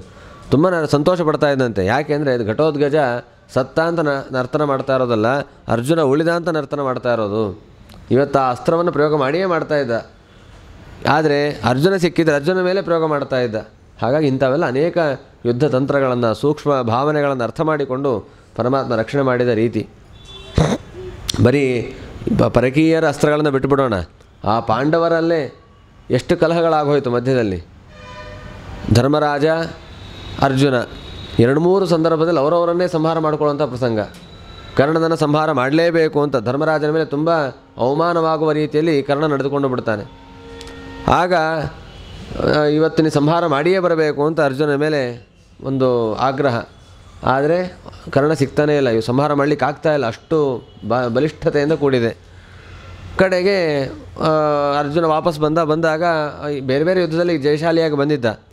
ಕರ್ಣನನ್ನು ಸಂಹಾರ ಮಾಡಿಬಿಟ್ಟಿದ್ದಾನೆ ಅಂಥೇಳಿ ತುಂಬ ಸ್ತೋತ್ರ ಮಾಡಿದಂತೆ. ಆಮೇಲೆ ಯಾಕಷ್ಟು ಹೊಗಳ್ತಾ ಇದೀವಿ, ವಿಷಯ ಕೇಳೋಕ್ಕಿಂತ ಮುಂಚೆ ಹೊಗಳಬಾರ್ದು, ಹಾಗೆ ಪೂರ್ತಿ ಕೇಳಿದ ಮೇಲೆ ಹೊಗಳಬೇಕು. ಇಲ್ಲ, ಕರ್ಣನ ಸಂಹಾರ ಆಗಿಲ್ಲ, ಇನ್ನೂ ಆಗಬೇಕು ಅಂದಂತ. ಅಷ್ಟಂದಿದ್ದು ತಡ, ಹಾಗಾದ್ರೆ ನೀನು ಬದುಕಿದ್ದೇನು ಮಾಡ್ತೀಯ ಅಂತ ಸುರಾಗ್ಬಿಡ್ತು ನಿಂದನೆ ಎಲ್ಲ ಅಂದ. ನಿನ್ನ ಪರಾಕ್ರಮಕ್ಕೆ ಉಪಯೋಗ ಇಲ್ಲ, ಏನಿಲ್ಲ ಅಂಥೇಳಿ ಕಡೆಗೆ ನಿನ್ನ ಗಾಂಡೀವಧನವನ್ನು ಇಟ್ಕೊಂಡು ಏನು ಮಾಡ್ತೀವಿ, ಕೃಷ್ಣನಿಗೆ ಕೊಟ್ಬಿಡು ಅಂದ್ಬಿಟ್ಟು ನಂದು. ಅರ್ಜುನ ಅದೊಂದು ನಿಯಮ, ನನ್ನ ಗಾಂಡೀವನ್ನು ಯಾರಿಗಾರ ಕೊಡು ಅಂತ ಹೇಳಿದರೆ ನಿನಗೆ ಉಪಯೋಗ ಇಲ್ಲ, ನಿನಗೆ ಉಪಯೋಗಿಸ್ಕೊಳ್ಳಿಕ್ಕೆ ಬರ್ತಾ ಇಲ್ಲ, ನಿನ್ನ ಗಾಂಡೀವನ್ನು ಬೇರೆಯವ್ರಿಗೆ ಕೊಡು ಅಂತ ಹೇಳಿದರೆ ಅಂಥವ್ರು ಶಿರಚ್ಛೇದನ ಮಾಡ್ತೀನಿ ಅಂತ. ಹಾಗಾದರೆ ನಾನು ಯಾರು ಶಿರಚ್ಛೇದನ ಮಾಡಬೇಕೀಗ? ತನ್ನ ಅಣ್ಣನ ಶಿರಚ್ಛೇದನ ಮಾಡಬೇಕು, ಯಾರೋ ದುರ್ಯೋಧನರ ಪಕ್ಷದವರಲ್ಲ, ತಾನೇ ಅಣ್ಣನ ಶಿರಚ್ಛೇದನವನ್ನು ಮಾಡಬೇಕು. ಅಂತಹ ಪ್ರಸಂಗ ಬಂತು. ಬೇರೆ ವಿಧಿಯೇ ಇಲ್ಲ. ಕ್ಷತ್ರಿಯರಿಗೆ ಮಾತಿಗೆ ಪ್ರಾಧಾನ್ಯ, ಏನು ಆಡಿರ್ತಾರೋ ಅದನ್ನು ಪೂರೈಸ್ಕೊಳ್ಳೇಬೇಕು. ಅಂತಹ ಪ್ರಸಂಗ ಕ್ಷತ್ರಿಯರದ್ದು. ಈ ಕತ್ತಿ ಎತ್ತಿಬಿಟ್ಟಂತೆ, ಸಂಹಾರ ಮಾಡ್ತೀನಿ, ಶಿರಚ್ಛೇದನ ಮಾಡ್ತೀನಿ ಅಂತ. ಸರಿ, ಶಿರಚ್ಛೇದನ ಮಾಡಿದ ಮೇಲೆ ಮುಂದೇನು? ತಾನಾರು ಮಹಾರಾಜ ಆಗ್ತಾನೆ? ಆಗೋದಿಲ್ಲ. ಅಣ್ಣನನ್ನು ಸಂಹಾರ ಮಾಡಿದ ಪಾಪ ತನಗೆ ಬಂದೇ ಬರುತ್ತೆ. ಹಾಗಾಗಿ ತಾನು ಪ್ರಾಯೋಪ್ರವೇಶ ಮಾಡಿ ಆತ್ಮಹತ್ಯೆ ಮಾಡಿಕೊಳ್ತೀನಿ ಅಂತ. ಅಲ್ಲಿ ಮತ್ತೆ ಕೃಷ್ಣ ಪರಮಾತ್ಮ ಬಂದು, ಈ ರೀತಿಯೆಲ್ಲ ಹುಚ್ಚು ಚಾಡಬಾರದು, ಹಿರಿಯರ ಸಂಹಾರ ಅಂದರೆ ಅರ್ಥ ಏನು ಅಂತ ಪ್ರಸಂಗ ಬಂದು, ಹಿರಿಯರ ನಿಂದನೆ ಮಾಡಿಬಿಡು. ನಮಗಿಂತ ಹಿರಿಯರ ನಿಂದನೆ ಮಾಡಿದರೆ ಅದು ಹಿರಿಯರನ್ನು ಸಂಹಾರ ಮಾಡಿದಂತೆ. ಹಾಗೆ ಧರ್ಮರಾಜನನ್ನು ಚೆನ್ನಾಗಿ ನಿಂದನೆ ಮಾಡು. ನಿಂದನೆ ಮಾಡೋದೇನು ಅಸನ್ನಿಂದನೆ ಅಲ್ಲ, ಇಲ್ಲದೇ ಇರುವ ನಿಂದನೆಗಳಲ್ಲ. ಏನೇನು ದೋಷಗಳನ್ನು ಮಾಡಿದ್ದ ಅವುಗಳನ್ನು ಹೇಳ್ತಾ ಹೋಗೋದು.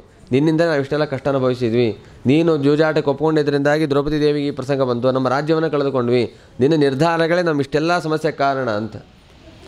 ಆಯಿತು, ಹಿರಿಯರ ನಿಂದನೆ ಆಯಿತು. ಹಾಗಾದರೆ ಹಿರಿಯರ ನಿಂದನೆ ಮಾಡಿ ಸಂಹಾರ ಮಾಡಿದ ಪಾಪ ಬಂತಲ್ಲ, ಹಾಗಾದ್ರೆ ಅದಕ್ಕೂ ತಾನು ಆತ್ಮಹತ್ಯೆ ಮಾಡ್ಕೊಳ್ಳೇಬೇಕು. ಆವಾಗ ಹೇಳ್ದ, ಹಂಗೆ ಮಾಡ್ಕೊಳ್ಬೇಡ, ನೀನು ಹೊಗಳ್ಕೊಂಬಿಡು ಅಂತ. ಆತ್ಮ ಪ್ರಶಂಸೆ ಅಂತನ್ನೋದು ಆತ್ಮಹತ್ಯೆಗೆ ಸಮಾನ. ಹಾಗಾಗಿ ತಾನು ಹೊಗಳಿಕೊಂಡ, ಅಲ್ಲಿಗೆ ಹತ್ಯೆಯೂ ಆಯಿತು, ಜೀವನವೂ ಸಿಕ್ತು. ಈ ರೀತಿಯಾಗಿ ಉಪಾಯ ಮಾಡಿದ.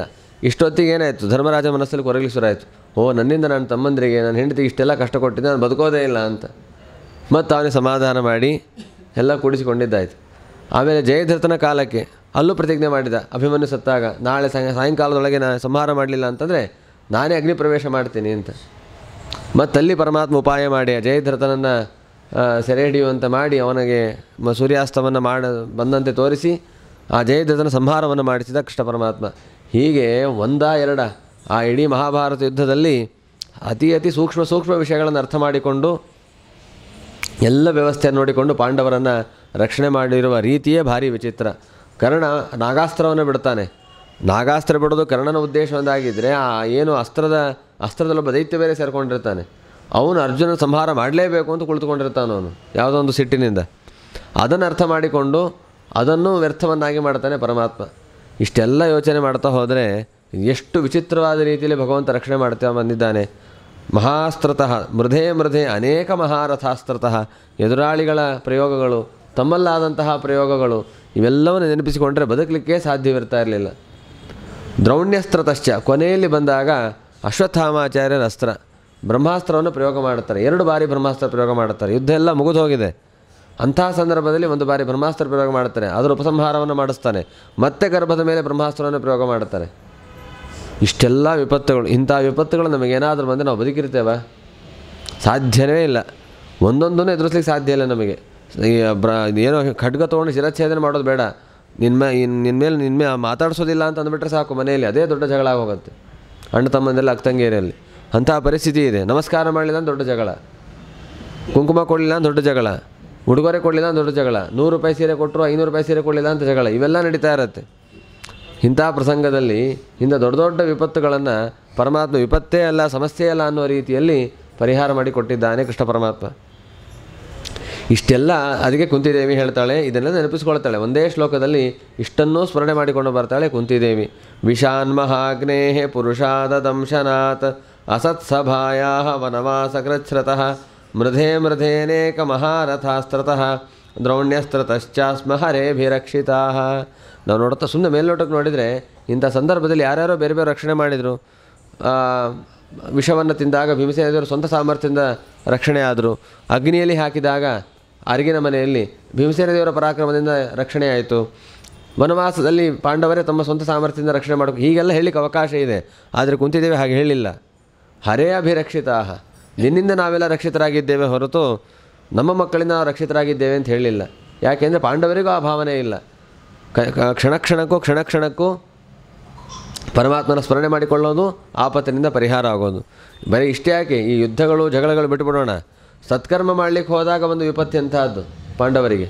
ಎಲ್ಲರಿಗೆ ಅನ್ನದಾನ ಮಾಡಬೇಕು ಅಂತ ಅಕ್ಷಯ ಪಾತ್ರೆಯನ್ನು ಇಟ್ಟುಕೊಂಡು ಅನ್ನದಾನವನ್ನು ಮಾಡ್ತಾ ಇದ್ದಾರೆ. ಸಾವಿರಾರು ಜನಕ್ಕೆ ಅನ್ನದಾನವನ್ನು ಮಾಡ್ತಾ ಇದ್ದಾರೆ ಪಾಂಡವರು ಕಾಡಿನಲ್ಲಿ. ದ್ರೌಪದಿ ದೇವಿ ಎಲ್ಲರ ಊಟ ಆದಮೇಲೆ ಭೋಜನವನ್ನು ಮಾಡಬೇಕು. ಧರ್ಮರಾಜ ದ್ರೌಪದಿ ದೇವಿ ಊಟ ಆದಮೇಲೆ ಯಾರ್ದು ಊಟ ಇಲ್ಲ ಅಂತ ಅರ್ಥ. ಯಾಕೆ, ಯಜಮಾನಿಯ ಸಾಮರ್ಥ್ಯ ಅಂಥದ್ದು. ಹಾಗೆ ಮಾಡ್ತಾಯಿದ್ರು. ಅದಾದಮೇಲೆ ಅಕ್ಷಯ ಪಾತ್ರೆ ಅನ್ನನೇ ಕೊಡ್ತಾ ಇರಲಿಲ್ಲ. ಅಂತಹ ಸಂದರ್ಭದಲ್ಲಿ ದುರ್ವಾಸ ಋಷಿಗಳು ಬರ್ತಾರೆ. ನೋಡಿದ್ದು ಯಾವ ಜಗಳಲ್ಲ, ವಿರೋಧಿಗಳಲ್ಲ. ಬಂದು ಊಟ ಆಗಬೇಕು ಅಂತಂದರೆ ಏನು ಮಾಡಬೇಕು? ಕೊಡಲಿಲ್ಲ ಅಂದರೂ ಸಮಸ್ಯೆ, ಕೊಡಬೇಕು ಅಂದರೆ ಇಲ್ಲ. ಅಂತಹ ಸಂದರ್ಭದಲ್ಲಿ ಇಂಥವೆಲ್ಲ ಸೂಕ್ಷ್ಮ ಪ್ರಸಂಗದಲ್ಲಿ ಕೃಷ್ಣ ಪರಮಾತ್ಮ ಒಂದು ರಕ್ಷಣೆ ಮಾಡಿರುವ ರೀತಿ ಅಂಥದ್ದು. ಇದನ್ನೆಲ್ಲ ಹಂತ ಹಂತವಾಗಿ ನೆನಪಿಸ್ಕೊಳ್ತಾ ಬಂದರೆ ಅದಕ್ಕೆ ಹೇಳ್ತಾಳೆ ಕುಂತಿದೇವಿ, ಪ್ರಾಯ ನಮ್ಮಂಥವರಿಗೆ ಇಷ್ಟೆಲ್ಲ ದೊಡ್ಡ ದೊಡ್ಡ ಕಷ್ಟಗಳು ಬೇಡ. ಈಗೆಲ್ಲ ಇಲ್ಲಿ ತನಕ ನಾವೇನು ಕಷ್ಟಗಳು ನೋಡಿದ್ದೀವಲ್ಲ, ಏನೋ ಒಂದು ಸ್ವಲ್ಪ ದುಡ್ಡಿಗೆ ಕೊರತೆ ಆಗೋದು, ಯಾರೋ ಏನೋ ಒಂದು ಮಾತು ಅನ್ನೋದು, ಇಷ್ಟಕ್ಕೆ ಎಷ್ಟು ಕಷ್ಟ ಅನುಭವಿಸ್ಬಿಟ್ಟಿದ್ದೀವಿ ಜೀವನದಲ್ಲಿ. ನಮ್ಮಂಥ ಕಷ್ಟ ಯಾರೂ ಅನುಭವಿಸಿಲ್ಲ. ಸುಮ್ಮನೆ ಮಾತಾಡ್ತಾ ಕೂತ್ರೆ ಸಾಕು. ನಾನು ಹೇಳಿಕ್ಕೆ ಶುರು ಮಾಡಿದ್ರೆ ಹಾಗೆ ಹೇಳೋದು, ನನ್ನಷ್ಟು ಕಷ್ಟ ನೀವು ಯಾರೂ ಅನುಭವಿಸಿಲ್ಲ ಜೀವನದಲ್ಲಿ. ನಾವು ಕಷ್ಟ ಅಷ್ಟು ಅನುಭವಿಸದೇ ಇದ್ರೂ ಅದಕ್ಕೆಲ್ಲ ಉಪ್ಪು ಖಾರ ಹಚ್ಚಿ ಬಣ್ಣ ಹಚ್ಚಿ ಜಾಸ್ತಿ ಮಾಡ್ತಾ ಹೋಗ್ತೀವಿ. ನಾವು ಹಂಗೆ ಅನ್ನಿಸ್ಕೊಂಡ್ವಿ, ಸಣ್ಣದಿದ್ದರೂ ಅದು ದೊಡ್ಡದು ಮಾಡಿಕೊಂಡು ನಮ್ಮ ಕಷ್ಟ ಬಂದು ನಿಮ್ಮ ಕಷ್ಟ ಏನಲ್ಲ ಅಂತ ಅಂದ್ಕೊಂಬಿಡೋದು. ಇದೇ ತಾನೇ ಹರಟೆ ಹೊಡೆಯೋದು ನಾವೆಲ್ಲ. ಅಷ್ಟೆಲ್ಲ ಕಷ್ಟ ಅನುಭವಿಸಿ ಇನ್ನಾದರೂ ಸುಖವಾಗಿರೋಣ ಅಂತಲೇ ಪ್ರಯತ್ನ ಮಾಡ್ತಾ ಇರ್ತೀವಿ. ಇನ್ನು ಮುಂದಾದ್ರೂ ಸುಖವಾಗಿರೋಣ ಅಂತಲೇ ಇರೋದಷ್ಟೇ. ಇನ್ನು ಮುಂದೆ ಸುಖವಾಗಿರೋಣ ಅಂತ ಸುಖವಾಗಿದ್ದರೂ ಕೂಡ ಕಷ್ಟವನ್ನೇ ಅನುಭವಿಸ್ತಾ ಇರ್ತೀವಿ. ಇದು ನಮ್ಮ ಪರಿಸ್ಥಿತಿ. ಅದಕ್ಕೆ ಒಂದು ನಮ್ಮ ಸ್ವಾಮಿಗಳು ಹೇಳ್ತಾ ಇದ್ದರು, ನಮ್ಮ ಜೀವನದಲ್ಲಿ ಪ್ರಾರಂಭದಿಂದ ಕೊನೆಯವರೆಗೆ ಲೆಕ್ಕ ಹಾಕ್ಕೊಂಡು ಹೋಗೋಣ. ನಾವು ಕಷ್ಟಪಟ್ಟ ಸನ್ನಿವೇಶಗಳೆಷ್ಟು, ಸುಖವಾಗಿದ್ದ ಸನ್ನಿವೇಶಗಳೆಷ್ಟು, ದೇವರು ನಮಗೆ ಕಷ್ಟವನ್ನು ಜಾಸ್ತಿ ಕೊಟ್ಟಿದ್ದಾನ, ಸುಖವನ್ನು ಜಾಸ್ತಿ ಕೊಟ್ಟಿದ್ದಾನ. ಎಲ್ಲರೂ ಯೋಚನೆ ಮಾಡಿದರೆ ಕಷ್ಟ ಇದೆ ಜೀವನದಲ್ಲಿ, ಇಲ್ಲ ಅಂತಲ್ಲ, ಆದರೆ ಸುಖದ ಅಂಶವೇ ಜಾಸ್ತಿ ಇದೆ. ಸುಮ್ಮನೆ ಸಿಂಪಲ್ಲಾಗಿ ಯೋಚನೆ ಮಾಡೋದಾದರೆ ನಮ್ಮ ಜೀವನದ ಪ್ರಾಯ ಅರ್ಧ ಭಾಗವನ್ನು ನಿದ್ರೆಯಲ್ಲಿ ಕಳಿತೀವಿ. ಬಾಲ್ಯ, ಅನಾರೋಗ್ಯ, ರಾತ್ರಿ, ವಿಶ್ರಾಂತಿ ಅಂದ್ಕೊಂಡು ನಿದ್ರೆಯಲ್ಲಿ ತುಂಬ ಸಮಯವನ್ನು ಕಳಿತೀವಿ. ಹಾಗಾದರೆ ನಿದ್ರೆಯನ್ನು ಮಾಡುವ ಎಲ್ಲ ಅಂಶಗಳು ಕೂಡ ಸುಖದ ಅವಸ್ಥೆಯೇ. ಅದು ಕನಸು ಬೀಳೋದು ಬೇರೆ, ನಾನು ನಿದ್ರೆ ಮಾಡೋದನ್ನು ಹೇಳ್ತಾ ಇದ್ದೀನಿ. ಅಲ್ಲಿ ಹೆಚ್ಚು ಕಡಿಮೆ 50% ಭಾಗ, 40% ಅಂತಲೇ ಇಟ್ಕೊಳ್ಳೋಣ, ನಿದ್ರೆಯಲ್ಲಿ ಕಳೆದೋಯ್ತು ಅಂದರೆ ಅವೆಲ್ಲವೂ ಕೂಡ ಸುಖವಾದ ಭಾಗಗಳೇ. ಮುಂದೆ ಬಾಲ್ಯದಲ್ಲಿ ಆಟ, ಸ್ನೇಹಿತರ ಜೊತೆ ಆಟ ಪಾಠಗಳು, ಇಷ್ಟವಾದ ಭೋಜನಗಳನ್ನು ತಿನ್ನೋದು. ಮಕ್ಕಳಿದ್ದಾಗ ಪ್ರಾಯ ಯಾರಿಗೂ ಕಷ್ಟ ಇರೋದಿಲ್ಲ. ತಂದೆ ತಾಯಿರಿರ್ತಾರೆ, ಪ್ರೀತಿಯಿಂದ ನೋಡ್ಕೊಳ್ತಾರೆ. ಅವಕ್ಕೆ ಬುದ್ಧಿ ಬಂದು ಸುಖವಾಗಿ ಓಡಾಡ್ಕೊಂಡಿರೋ ತನಕನೂ ಚೆನ್ನಾಗೇ ಇರ್ತಾವೆ. ಪ್ರಾಯ ಒಳ್ಳೆ ತಂದೆ ತಾಯಿ ಇದ್ರಂತೂ ಚೆನ್ನಾಗೇ ಮೆರೆಸ್ತಾ ಇರ್ತಾರೆ. ಅಥವಾ ತಾವೇ ಹಠ ಮಾಡಿ ಯಾರು ಪಡ್ಕೊಳ್ತವೆ. ಬಾಲ್ಯಾವಸ್ಥೆ ಬುದ್ಧಿ ಬಂದ ಮೇಲೆ ತಮ್ಮ ಕೆಲಸವನ್ನು ತಾವು ಮಾಡ್ಕೊಳ್ಳಿಕ್ಕೆ ಸಾಮರ್ಥ್ಯ ಬಂದಾಗ ತನಗೆ ಇಷ್ಟವಿಲ್ಲದೆ ಇರೋ ಕೆಲಸ ಮಾಡಲಿಕ್ಕೆ ಯಾರೂ ಪ್ರವೃತ್ತಿ ಮಾಡೋದಿಲ್ಲ. ನನಗೇನು ಬೇಕೋ ಅಂಥ ಬಟ್ಟೆ ತೊಗೊಳ್ಬೇಕು, ನನಗೆ ಯಾವ ಥರ ಬೇಕೋ ಆ ಥರ ಊಟವನ್ನು ಮಾಡಬೇಕು, ನನಗೆ ಯಾರ ಜೊತೆ ಬೇಕೋ ಅವ್ರ ಜೊತೆ ಮಾತನಾಡಬೇಕು, ನನಗೆ ಹೇಗೆ ಬೇಕೋ ಹಾಗಿರಬೇಕು ಅನ್ನೋ ದೃಷ್ಟಿಯಲ್ಲಿ ಅದಕ್ಕೆ ಬೇಕಾದ ರೀತಿಯಲ್ಲೇ ಪ್ರವೃತ್ತಿಯನ್ನು ಮಾಡ್ತಾ ಹೋಗ್ತಿರ್ತಾನೆ. ಇದೆಲ್ಲ ಸುಖದ ಸನ್ನಿವೇಶಗಳು ತಾನೇ. ಅದಾದಮೇಲೂ ಮದುವೆ ಆದಮೇಲೆ ಇಷ್ಟವಾದ ಹುಡುಗಿ, ಆ ಒಂದು ದಾಂಪತ್ಯದ ಸುಖಗಳು, ಬೇರೆ ಬೇರೆ ರೀತಿಯಾದ ವ್ಯವಹಾರಗಳು, ಇಷ್ಟವಾದ ಕೆಲಸ, ಹಣ ಸಂಪಾದನೆ, ಅಲ್ಲಿ ಕೀರ್ತಿ ಪ್ರತಿಷ್ಠೆ, ಇವೆಲ್ಲವೂ ಕೂಡ ಸುಖದ ಸನ್ನಿವೇಶಗಳೇ ನಡೀತಾ ಇರುತ್ತೆ. ಮೊಮ್ಮಕ್ಕಳು ಆಗುವಂತಹದ್ದು, ಅವರ ಅಭಿಮಾನ, ಭಾವನೆ, ಪ್ರೀತಿ, ಇವೆಲ್ಲ ಸುಖದ ಅಂಶಗಳೇ. ಹಾಗಾಗಿ ಇಷ್ಟರ ನಡುವೆ ದುಃಖ ಬಂದಿದ್ದಲ್ಲಿ ಪ್ರಾಯ ಸಾಮಾನ್ಯ ಮನುಷ್ಯರಿಗೆ ದುಃಖ ಬರೋದು ಯಾವುದೋ ಒಂದು ಕ್ಷಣಕಾಲ ಮಾತ್ರ. ಬೆಳಿಗ್ಗೆ ಸಾಯಂಕಾಲ ತನಕ ಚೆನ್ನಾಗೇ ಇರ್ತಾರೆ. ಸಾಯಂಕಾಲದ ಹೊತ್ತಿಗೆ ಯಾರೋ ಒಂದೇನೋ ಮಾತಂದು ಬಿಡ್ತಾರೆ, ನೀನು ಮಾಡಿದ್ದೆಲ್ಲ ಏನು ಉಪಯೋಗ ಇಲ್ಲ ಅಂತ. ಅಷ್ಟು ಮುಗಿದೋಯ್ತು. ಆ ಒಂದು ಮಾತನ್ನು ಹಿಡಿದು ಅದನ್ನು ರಬ್ಬರ್ ಹಾಗೆ ಬಬ್ಬಲ್ ಗಾಮ್ ಹಾಗೆ ಎಳೆದು ಸಾಯೋ ತನಕ ನೆನಪಿಟ್ಕೊಂಡಿರೋದು, ನೀನು ಆವತ್ತು ಹಾಗಂದಿದ್ದಿ ಅಂತ. ಆ ನೆನಪಿಸ್ಕೊಂಡು ದುಃಖ ಪಡೋದು. ಅವ್ರು ಅಂದಿದ್ದು 5 ಕ್ಷಣ ಅಥವಾ 1 ನಿಮಿಷ ಅಥವಾ ಮ್ಯಾಕ್ಸಿಮಮ್ 1 ಗಂಟೆ. 1 ಗಂಟೆ ಬಂದಂತಹ ಒಂದು ಮಾತುಕತೆಗಳ ವಿವಾದವನ್ನು ನಾವು ಎಷ್ಟು ದಿವಸ ಹೇಳ್ತಾ ಇರ್ತೀವಿ. 30 ವರ್ಷ 40 ವರ್ಷ ಆದರೂ ಕೂಡ ಅದನ್ನೇ ನೆನಪಿಟ್ಕೊಂಡು ಬದುಕ್ತಾ ಇರ್ತೀವಿ ನಾವು.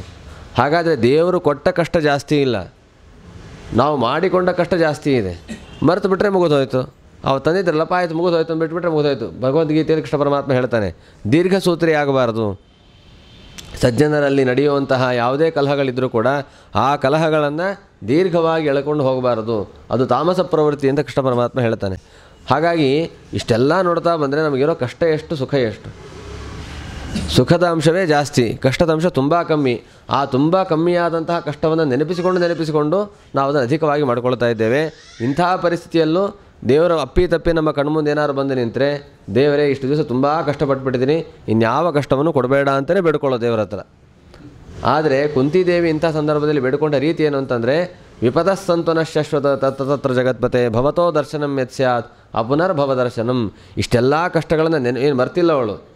ಎಲ್ಲ ಕಷ್ಟಗಳನ್ನು ನೆನಪಿಸಿಕೊಂಡು ಇಲ್ಲೆಲ್ಲ ಸಂದರ್ಭದಲ್ಲಿ ನೀನು ನಮ್ಮನ್ನು ರಕ್ಷಣೆ ಮಾಡಿದ್ದಿ, ಇನ್ನು ಮುಂದೆಯೂ ಕೂಡ ಕಷ್ಟಗಳನ್ನೇ ಕೊಡುವಂಥ 80 ವರ್ಷದ ಆ ವೃದ್ಧೆ ಬೇಡಿಕೊಳ್ತಾಳೆ ಅಂತಂದರೆ ಅದೆಷ್ಟು ಪರಿಪಕ್ವತೆ ಇರಬೇಕು ಆ ಕುಂತಿದೇವಿಯ ಜೀವನದಲ್ಲಿ.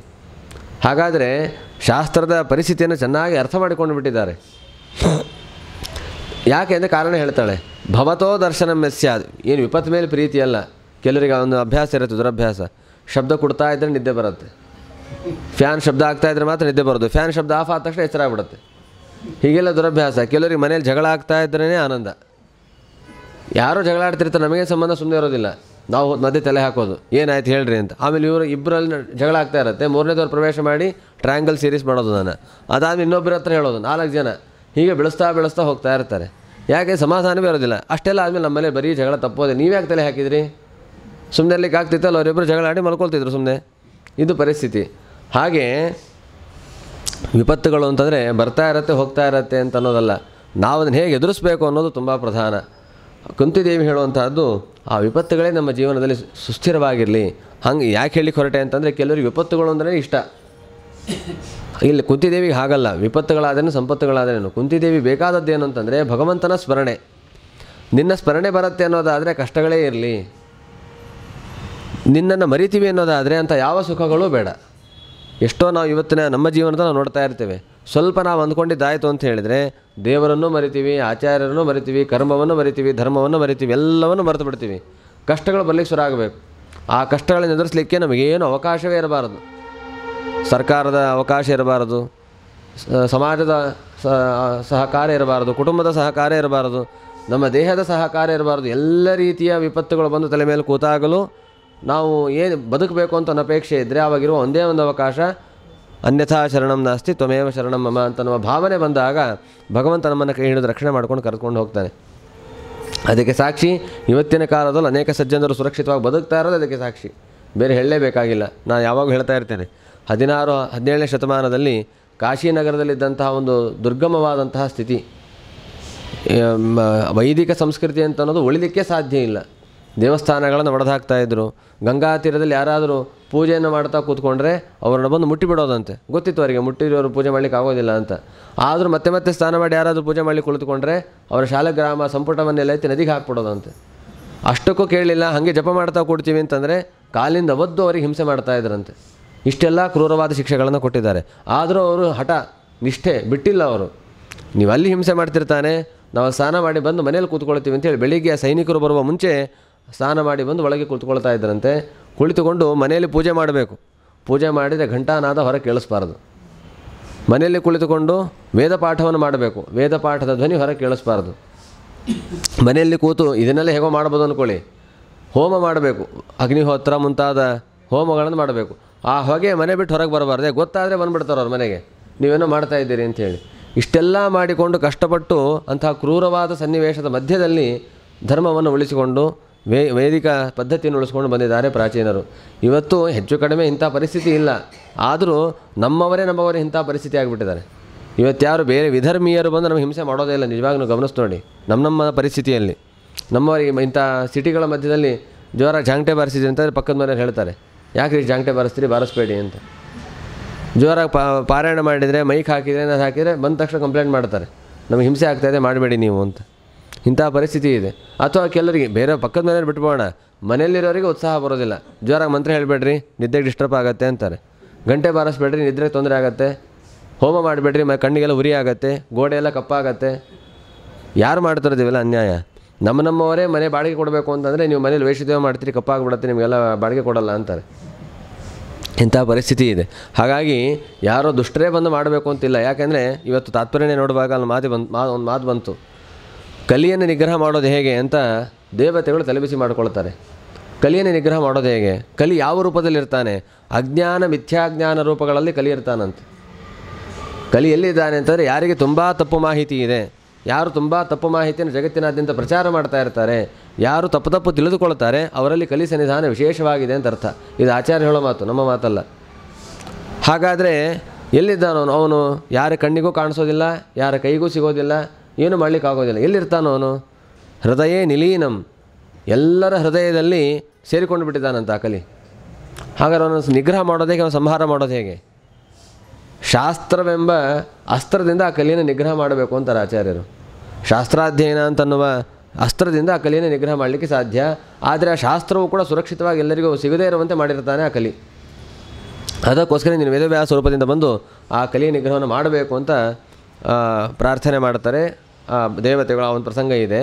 ಹಾಗಾಗಿ ನಾವು ಯಾವುದ್ಯಾವುದೋ ಬಾಹ್ಯ ವೇಷವನ್ನು ನೋಡಿ, ಬಾಹ್ಯ ಸಮಾಜವನ್ನು ನೋಡಿ ಸಮಸ್ಯೆ ಆಗ್ತಾಯಿದೆ ಅಂತ ಅಂದ್ಕೊಳ್ಳೋದಲ್ಲ. ನಮ್ಮಲ್ಲೇ ಎಲ್ಲ ರೀತಿಯ ಸಮಸ್ಯೆಗಳು ಬಂದು ಕುಳಿತುಕೊಂಡಾಗಿವೆ. ನಮಗೆ ಆಸಕ್ತಿ ಇರೋದಿಲ್ಲ. ನಮ್ಮ ಒಳಗೆ ನಮ್ಮ ಸುತ್ತಮುತ್ತಲು ಸಮಸ್ಯೆಗಳು ಬಂದಿರ್ತವೆ. ಈ ವಿಷಾನ್ ಮಹಾಗ್ನೇ ಅಂತ ಹೇಳಿದ ಶ್ಲೋಕ ಏನಿದೆ ಅದನ್ನು ಯೋಚನೆ ಮಾಡೋದಾದರೆ, ಇವತ್ತು ನಾವು ತಿನ್ನುವ ಎಲ್ಲ ಆಹಾರಗಳಲ್ಲೂ ವಿಷ ಸೇರ್ಕೊಂಡು ಬಿಟ್ಟಿದೆ. ಎಲ್ಲದರಲ್ಲೂ ಕೆಮಿಕಲ್ಸು, ಎಲ್ಲದರಲ್ಲೂ ನಿಷಿದ್ಧ ಪದಾರ್ಥ. ನಾವು ಯೋಚನೆ ಮಾಡ್ತಾ ಹೋದರೆ ಯಾವ ಪದಾರ್ಥವನ್ನು ತಿನ್ನಬಾರ್ದು. ಅಷ್ಟು ನಿಷಿದ್ಧ ಪದಾರ್ಥಗಳನ್ನಾರು ಮಿಶ್ರಣ ಮಾಡಿರ್ತಾರೆ, ಅಥವಾ ಕೆಮಿಕಲ್ಸನ್ನಾರು ಮಿಶ್ರಣ ಮಾಡಿರ್ತಾರೆ. ಹಾಗಾದ್ರೆ ಯಾವುದನ್ನು ತಿನ್ನಬೇಕು, ಯಾವುದನ್ನು ಬಿಡಬೇಕು? ಹಾಗಾಗಿ ವಿಷವನ್ನು ತಿಂತಾನೇ ಇದ್ದೀವಿ ನಾವು. ಅದರಲ್ಲೂ ತುಂಬ ಜನ ಹೇಳ್ತಾರೆ, ಸತ್ಯವೋ ಸುಳ್ಳೋ ಗೊತ್ತಿಲ್ಲ, ತುಂಬ ಜನ ಹೇಳ್ತಾರೆ ಬಿಳಿ ಅಕ್ಕಿ ಬಿಳಿ ಸಕ್ಕರೆ ದುಡ್ಡು ಕೊಟ್ಟು ತೊಗೊಳ್ತಾರೋ ವಿಷ ಅಂದುಬಿಡ್ತಾರೆ. ಹಾಗಾದ್ರೆ ಏನು ಮಾಡಬೇಕು? ಅಂದ್ಬಿಟ್ಟು ಬದುಕಬೇಕಾದ್ರೂ ಹೇಗೆ? ಏನು ಮಾಡಿರ್ತಾರೋ ಗೊತ್ತಿಲ್ಲ, ಹೇಳೋ ಪ್ರಚಾರ ಅಂತೂ ಮಾಡ್ತಾ ಇರ್ತಾರೆ. ಮತ್ತು ಮಹಾಗ್ನೇಹ, ವಿಚಿತ್ರವಾದಂತಹ ಹಿಂಸೆಗಳು ಸಮಾಜದಲ್ಲಿ. ಮನುಷ್ಯರನ್ನು ತಿನ್ನೋದು, ನೇರವಾಗಿ ಮನುಷ್ಯರನ್ನು ತಿನ್ನೋರು ಯಾರು ಇನ್ನೂ ಅಂಥ ಪರಿ ಬಂದಿಲ್ಲ ಅಂತ ಅಂದ್ಕೊಳ್ಳಿ. ಆದರೆ ಅವರ ಜೀವನವನ್ನೇ ತಿಂದುಬಿಡುವಂತಹ ಕ್ರೂರತನ ಬೇಕಾದಷ್ಟು ನಡೀತಾನೇ ಇದೆ. ಬೇರೆ ಬೇರೆ ರೀತಿಯ ಗಲಾಟೆಗಳು, ಆರೋಗ್ಯದ ಗಲಾಟೆಗಳು ನಡೆಯುತ್ತೆ, ಆರ್ಥಿಕವಾದ ಗಲಾಟೆಗಳು ನಡೆಯುತ್ತೆ. ಯಾರೇನು ಮಾಡ್ತಿರ್ತಾರೋ ಗೊತ್ತಾಗೋದಿಲ್ಲ. ಅವರವರ ಸ್ವಾರ್ಥಕ್ಕಾಗಿ ಸಾಮಾನ್ಯ ಜನರನ್ನು ಜೀವನವನ್ನೇ ಹಿಂಡಿ ಹಾಕ್ತಾ ಇರ್ತಾರೆ. ಈಗೆಲ್ಲ ನೋಡ್ತೀವಲ್ಲ ನಾವು, ಈ ಉಚಿತ ಬಸ್ ಸೇವೆ ಅಂತೆಲ್ಲ ಯಾರಿಗೋ ಉಚಿತ ಅಂತ ಕೊಡೋದು, ಇನ್ಯಾರಿಗೂ ಅವ್ರ ಹಣವನ್ನೆಲ್ಲ ಕೀರ್ತಾ ಇರೋದು. ಈ ಥರ ಮಾಡೋದ್ರಿಂದ ಪ್ರಯೋಜನ ಏನು? ಅಸತ್ಸಭೆ ಅನ್ನೋದಕ್ಕಂತೂ ಇಡೀ ಜಗತ್ತೇ ಉದಾಹರಣೆ. ಅದಕ್ಕೆ ಎಲ್ಲೂ ಸಜ್ಜನರಿಗೆ ಅವಕಾಶ ಇಲ್ಲ. ಎಲ್ಲ ದೊಡ್ಡ ದೊಡ್ಡ ಸ್ಥಾನಗಳಲ್ಲೂ ಅಸಜ್ಜನರೇ ಇರ್ತಾರೆ. ಅಸತ್ ಭಾವನೆಗಳಿಗೆ ಮಹತ್ವ ಜಾಸ್ತಿ, ಅಸತ್ ಪ್ರವೃತ್ತಿಗಳಿಗೆ ಪೋಷಣೆ ಜಾಸ್ತಿ. ಸಾತ್ವಿಕವಾಗಿ ಬದುಕ್ತೀವಿ, ಸಾತ್ವಿಕರು ಮಾತನಾಡ್ತಾರೆ ಅಂತಂದರೆ ಅವರಿಗೆ ಬೆಲೆಯೇ ಸಿಗೋದಿಲ್ಲ. ಇಂಥ ಅಸತ್ಸಭೆ ಇವತ್ತು ಎಲ್ಲರ ಜೀವನದಲ್ಲಿ, ಎಲ್ಲರ ವೈಯಕ್ತಿಕ, ಸಾಮಾಜಿಕ, ಕೌಟುಂಬಿಕ ವ್ಯವಸ್ಥೆಗಳಲ್ಲಿ ಅಸತ್ಸಭೆ ಮೆರಿತಾ ಇದೆ. ಹಾಗಾಗಿ ಇದಲ್ಲದೇನೇನು ಸಮಾಜದ, ನಮ್ಮ ವೈದಿಕ ವಾತಾವರಣದ ವಿರೋಧಿಗಳಂತೂ ಮಾತನಾಡುವ ಆಕ್ಷೇಪಗಳು, ಬುದ್ಧಿಯನ್ನು ಹಾಳು ಮಾಡುವಂತಹ ವಿಚಿತ್ರ ಪ್ರವೃತ್ತಿಗಳು ಬೇಕಾದಷ್ಟು ಇದ್ದೇ ಇದೆ. ಅದಲ್ಲದೇ ಬೇರೆ ಬೇರೆ ರೀತಿಯ ಗಲಾಟೆಗಳು, ಕೌಟುಂಬಿಕ ಇತ್ಯಾದಿ ಕಲಹಗಳು, ಇದನ್ನೆಲ್ಲವನ್ನು ನಾವು ನೋಡಿದಾಗ ಇಷ್ಟಾರು ಸಂಧ್ಯಾ ವಂದನೆಯನ್ನು ಮಾಡ್ಕೊಂಡು ಬದುಕಲಿಕ್ಕೆ ಸಾಧ್ಯ ಇದೆಯಾ ಈ ಕಾಲದಲ್ಲಿ? ಆದರೂ ಸುರಕ್ಷಿತವಾಗಿದ್ದೇವಲ್ಲ ಅಂತಂದರೆ ಸುಮ್ಮನೆ ನಾವೇನು ಇದ್ದಿದ್ದಲ್ಲ. ಹರೇವಿ ರಕ್ಷಿತಾ. ಹಾಗೆ ಕೊಂತಿದೇವಿ ಮಾತ್ರ ಮಾಡಿದ ಪ್ರಾರ್ಥನೆ ಅಲ್ಲ ಇದು, ನಾವೆಲ್ಲರೂ ಮಾಡಬೇಕಾದಂತಹ ಪ್ರಾರ್ಥನೆ. ಇಷ್ಟೆಲ್ಲ ಕ್ರೂರತನದ ಮಧ್ಯದಲ್ಲೂ ಇಷ್ಟಾದರೂ ನಾವು ಭಾಗವತ, ಶಾಸ್ತ್ರ, ಪುರಾಣ ಅಂತ ಅಂದ್ಕೊಂಡು ಅದು ಡಂಭಾಚಾರಕ್ಕೋ ಪ್ರಾಮಾಣಿಕವಾಗೋ ಮಾಡ್ಕೊಂಡು ಬದುಕ್ತಾ ಇದ್ದೀವಿ ಅಂತನ್ನೋದೇ ಆ ಭಗವಂತನ ಅನುಗ್ರಹ ಅನ್ನೋದನ್ನು ಅವಶ್ಯವಾಗಿ ನಾವು ಚಿಂತನೆ ಮಾಡಬೇಕು. ಈ ರೀತಿ ವಿಪತ್ತುಗಳು ನಮ್ಮ ಜೀವನದಲ್ಲಿ ಬಂದಾಗ ಆ ವಿಪತ್ತುಗಳ ಪರಿಹಾರಕ್ಕಾಗಿ ಸಜ್ಜನರಾದವರು ಆ ಭಗವಂತನ ಸ್ಮರಣೆಯನ್ನು ಮಾಡ್ತಾರೆ. ಹಾಗಾಗಿ ಭಗವಂತನ ಸ್ಮರಣೆಗೆ ಕಾರಣವಾಗುವ ವಿಪತ್ತುಗಳೇ ನನ್ನ ಜೀವನದಲ್ಲಿರಲಿ, ಭಗವಂತನ ವಿಸ್ಮರಣೆಗೆ ಕಾರಣವಾಗುವ ಯಾವ ಸಂಪತ್ತುಗಳು ನನಗೆ ಬೇಡ ಅಂತ ಆ ಕುಂತಿದೇವಿ ಪರಮಾತ್ಮನಲ್ಲಿ ಪ್ರಾರ್ಥನೆಯನ್ನು ಮಾಡ್ತಾಳೆ. ಆ ಪರಮಾತ್ಮ ಹೇಗಿದ್ದಾನೆ ಅಂತಂದರೆ, ಅಕಿಂಚನ ವಿತ್ತ, ಯಾರ ಹತ್ರ ದುಡ್ಡಿಲ್ಲ ಅಂಥವರನ್ನು ಇಷ್ಟಪಡ್ತಾನಂತೆ ದೇವರು. ಯಸ್ಯಾನುಗ್ರಹಮಿಚ್ಛಾಮಿ ತಸ್ಯ ವಿತ್ತಮ ರಾಮ್ಯಹಂ ಅಂತ ಹೇಳಿದಂತೆ ಅಕಿಂಚನ ವಿತ್ತ. ಅದರ ಅಭಿಪ್ರಾಯ ಇನ್ನೊಂದು ಮಾತನ್ನು ಹೇಳ್ತಾರೆ, ಅವನು ಕೈವಲ್ಯಪತಿಯಾಗಿದ್ದಾನೆ. ಅದೇ ರೀತಿ ಜನ್ಮೈಶ್ವರ್ಯ ಶ್ರುತಶ್ರೀಭಿ ಏಧಮಾನ ಮದಃ ಪುಮಾನ್ ನಾರ್ಹ ಇತ್ಯಭಿಧಾತ್ವೈ ತ್ವಾಮಕಿಂಚನ ಗೋಚರಂ. ಯಾರು ಮದಭರಿತರಾಗಿರ್ತಾರೋ ಅವರಿಗೆ ಪರಮಾತ್ಮ ತಾನು ತೋರಿಸ್ಕೊಳ್ಳೋದಿಲ್ಲಂತೆ. ಎಷ್ಟು ರೀತಿ ಮದ ಬರುತ್ತೆ? ಜನ್ಮ ಮದ ಬರುತ್ತೆ. ದೊಡ್ಡ ದೊಡ್ಡ ಕುಲದಲ್ಲಿ ಹುಟ್ಟುಬಿಟ್ಟಿದ್ದೇವೆ ಅಂತನೋ ಜನ್ಮ ಮದ.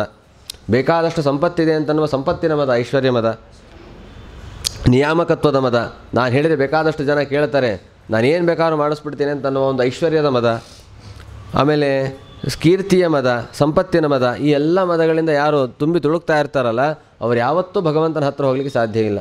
ಇದು ಬರಬಾರ್ದು ಅಂತಂದರೆ ಅವನು ದರಿದ್ರನಾಗಿರಬೇಕು.